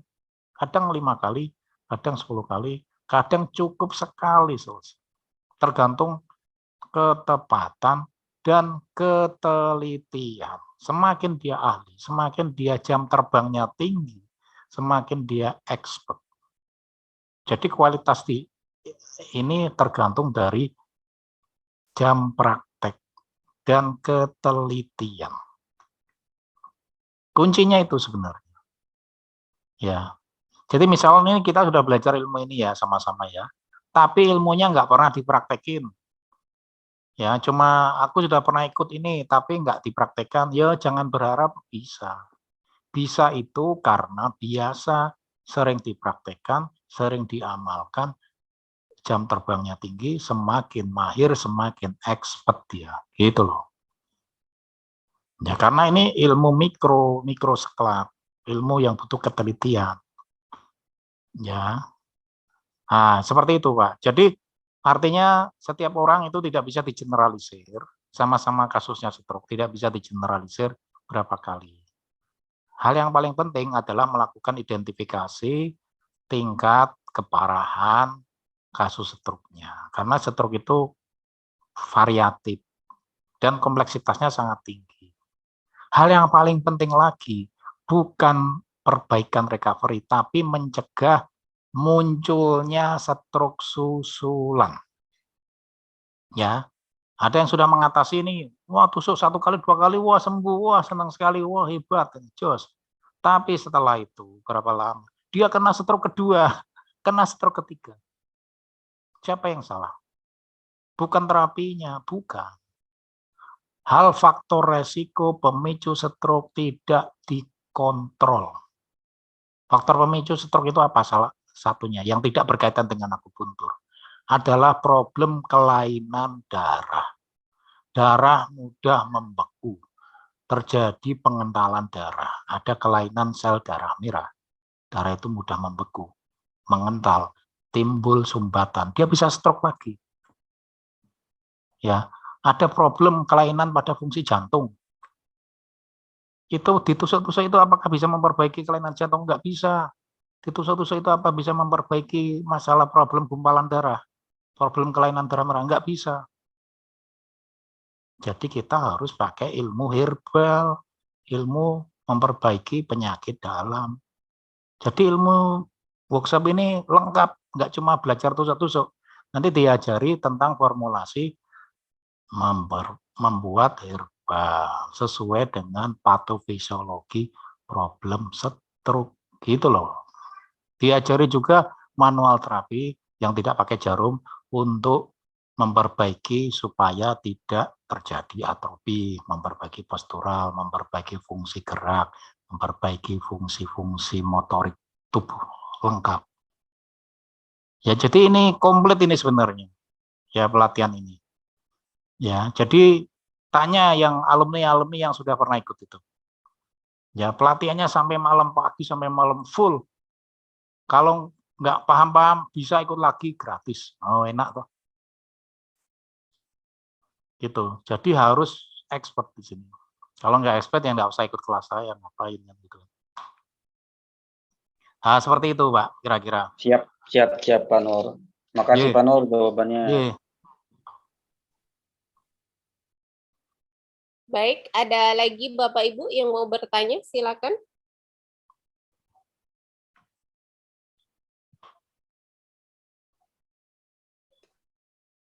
Ini mumpung Pak Nur lagi udah minum kopi nih Bapak Ibu.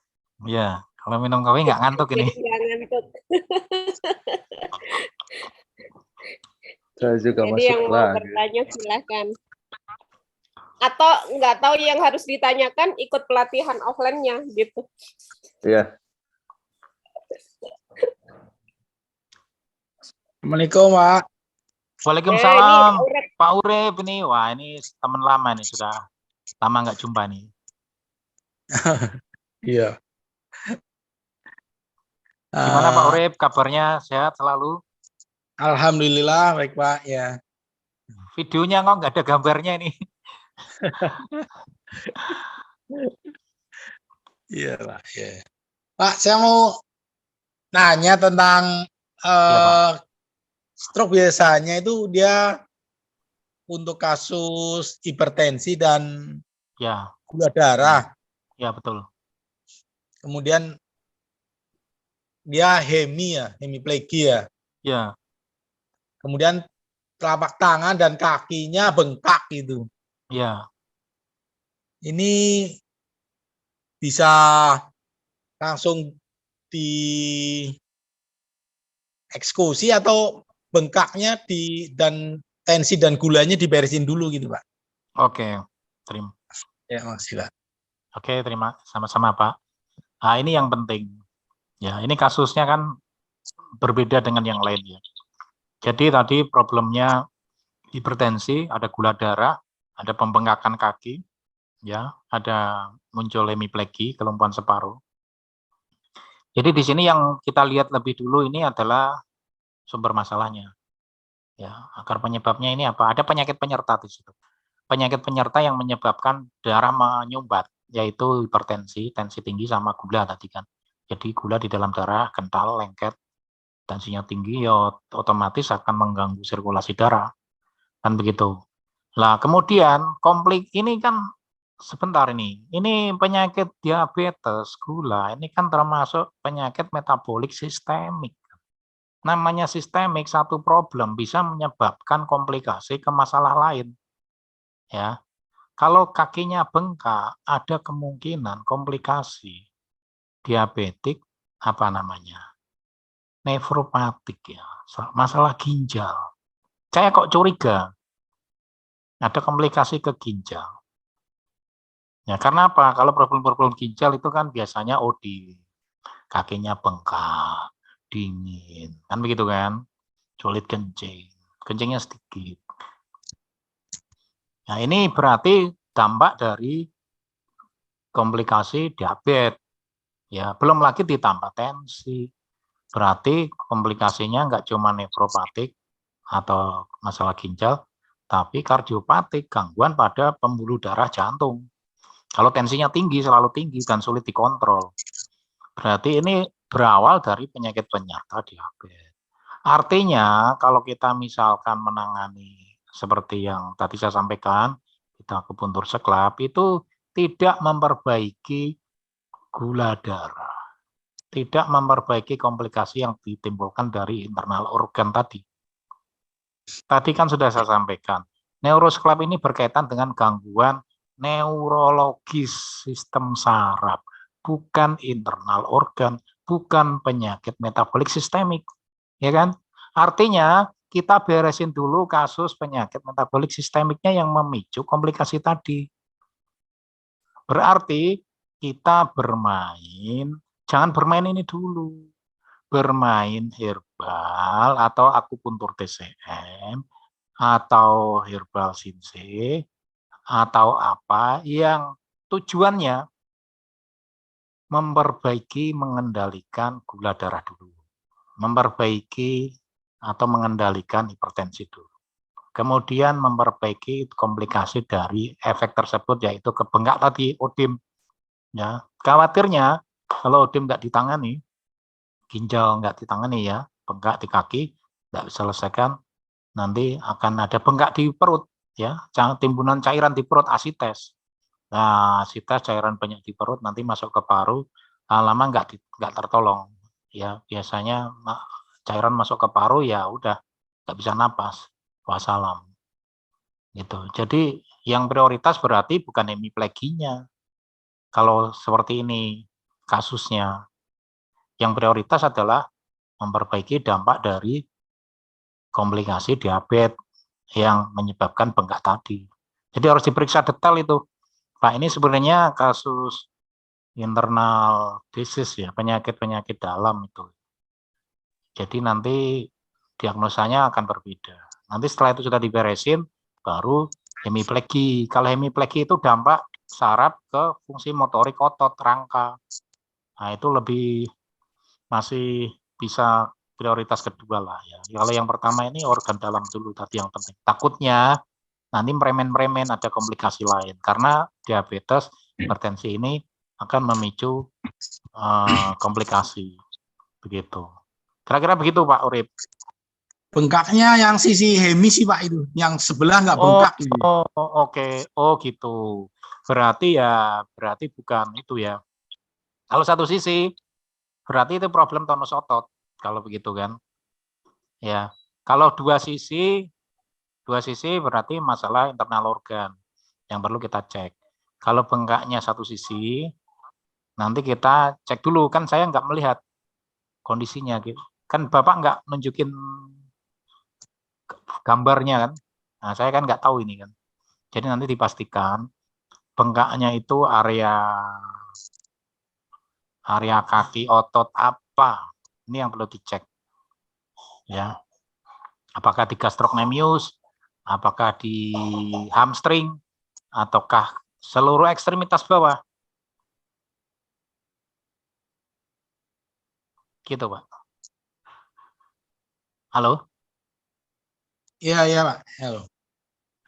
Jadi data klinisnya harus lengkap ya, Pak. Kalau nggak lengkap gini kan bisa salah penafsiran nanti.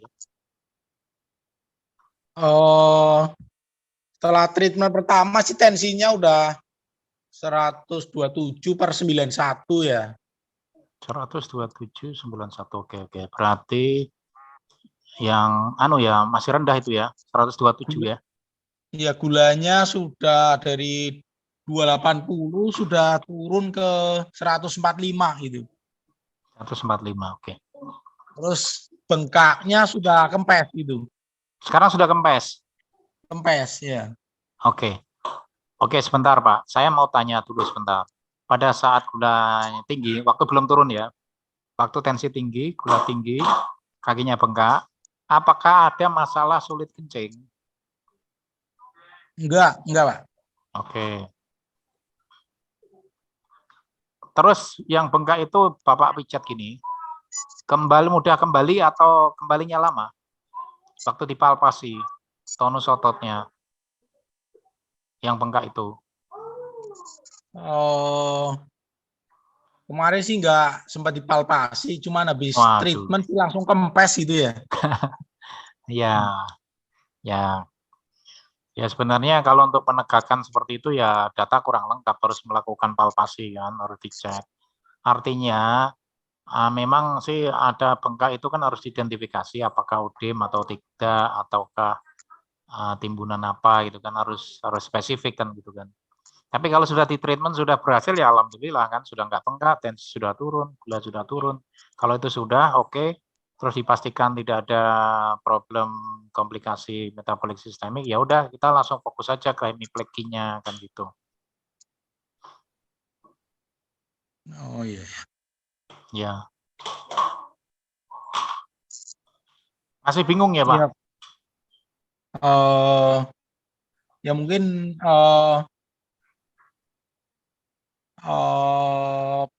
untuk kombinasi scalp-nya, scalp-nya ini yang iya Pak, masih agak bingung gitu Pak. Nah nanti gini aja, ya memang sih sulit dijelaskan secara kata-kata ya. Misalkan nanti Pak Urip punya waktu luang, berlibur di Jogja, ikut kelas saya lagi free, wes kan alumni saya kan, dulu kan sudah pernah ikut kan. Iya Pak, di FF3 ya. Dulu kan sudah pernah ikut kelas saya di Jakarta kan. Nanti tinggal ngelobi panitia. Ya Pak, saya mau ikut lagi. Apakah nanti kena biaya konsumsi hotel atau enggak? Itu urusan panitia. Kalau dari saya sih free. Gitu. Iya Pak. Ya. Soalnya gini loh, setiap alumni angkatan berangkatan itu kan kasusnya kan berbeda-beda. Jadi mungkin saat di Jakarta nggak dapat materi ini. Kan materi itu setiap tahun saya update, Pak. Saya revisi, saya selalu lengkapi. Jadi angkatan yang baru-baru ini semakin lengkap.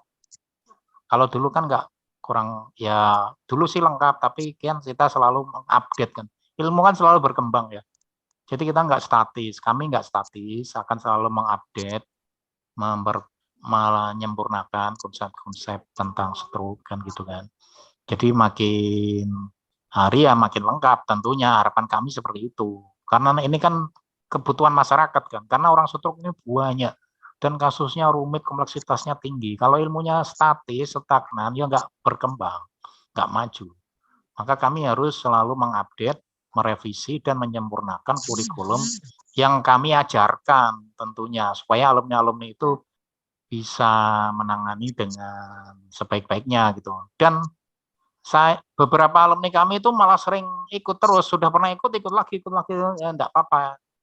Itu makin paham. Karena setiap pertemuan misalnya di Jakarta, dulu dapatnya itu, ternyata ikut lagi di Semarang, oh topiknya kok dulu nggak dapat ini, baru dapat ini. Nah gitu. Itu namanya update gitu. Oke, selalu update Pak. Ya nggak apa-apa, nanti Pak Urip ketemu saya, apa yang belum paham nanti tak contoh nih. Iya Pak, ya. Mungkin kalau nggak bisa ke Jogja, waktu saya buat kelas di Jakarta, silakan datang. Nanti kita bisa ngopi bareng sambil ngobrol sepuasnya. Loh, enak lah. Iya Pak, ya. Nah, silakan Pak Urip sama saya nanti. Nah, gitu. Oke Pak, makasih Pak. Ya, sama-sama Pak Urip. Salam Pak Urip buat keluarga. Ya Pak, makasih Pak. Salam juga Pak. Baik, ada lagi Bapak Ibu selain Pak Urip?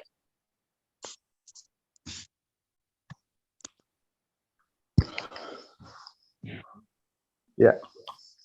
Ada lagi yang mau ditanyain?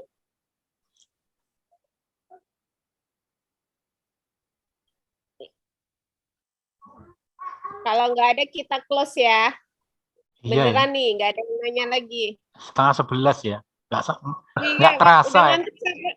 Nggak terasa sudah 10:30, saya pikir masih sore. Terasa Pak. Obrolan terasa udah pesan kopi. Iya. Terasa Pak. Toto lobet Pak. Mau nanya, takutnya nanti berhentinya jam 12. Kalau saya sampai pagi nggak masalah. Teman-teman yang nggak kuat itu biasanya. Nanti ada sesi ketiga nggak sih? Oh, siapa ini? Saya Bu Linda Padang. Oke, Bu Linda ini lama nih nggak jumpa nih Bu Linda. Ini Bu Linda dulu ikut di Padang ya, kelas saya di Padang ya dulu ya. Sama di Semarang nih. Semarang. Gimana Bu? Enggak, saya mau ini juga, mau ikut lagi. Cuman kalau di Jogja itu kejauhan. Kapan sih ada di Jakarta? Loh, kemarin aku barusan ke Jakarta itu buat kelas di sana. Bulan apa itu kemarin, Oktober ya? Oktober apa September itulah, Oktober lah. Oh, udah selesai ya? Iya, ini dari Jakarta bulan ini ke Jogja, nanti selanjutnya masih dipikirkan di Jakarta atau di Semarang atau di Pekanbaru. Ada kawan yang Pekanbaru ngundang saya buat acara di sana di Pekanbaru. Ya mudah-mudahan jadi ya mudah-mudahan, karena biasanya kalau Januari Februari kan musim hujan ya. Ya.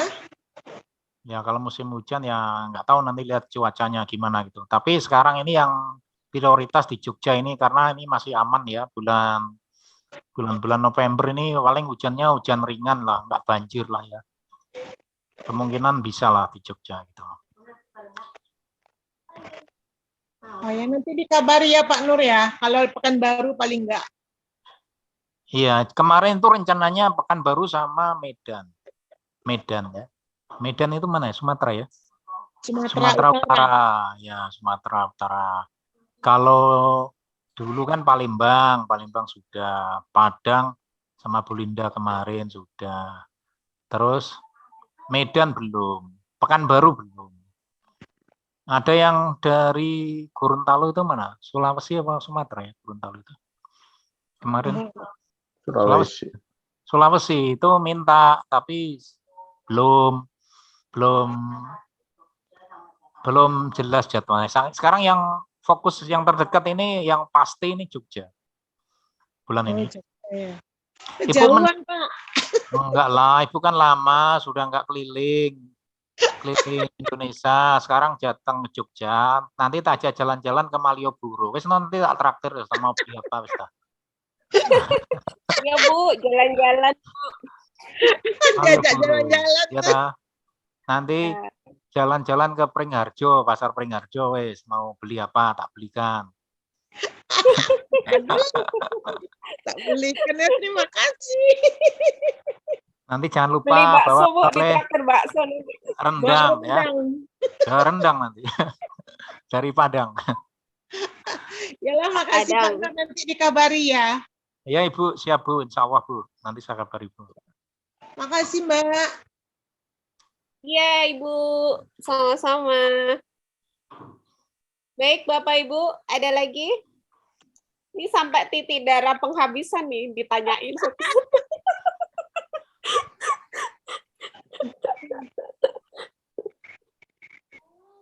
Ada yang kenal nggak sih? Oke. Baluhan.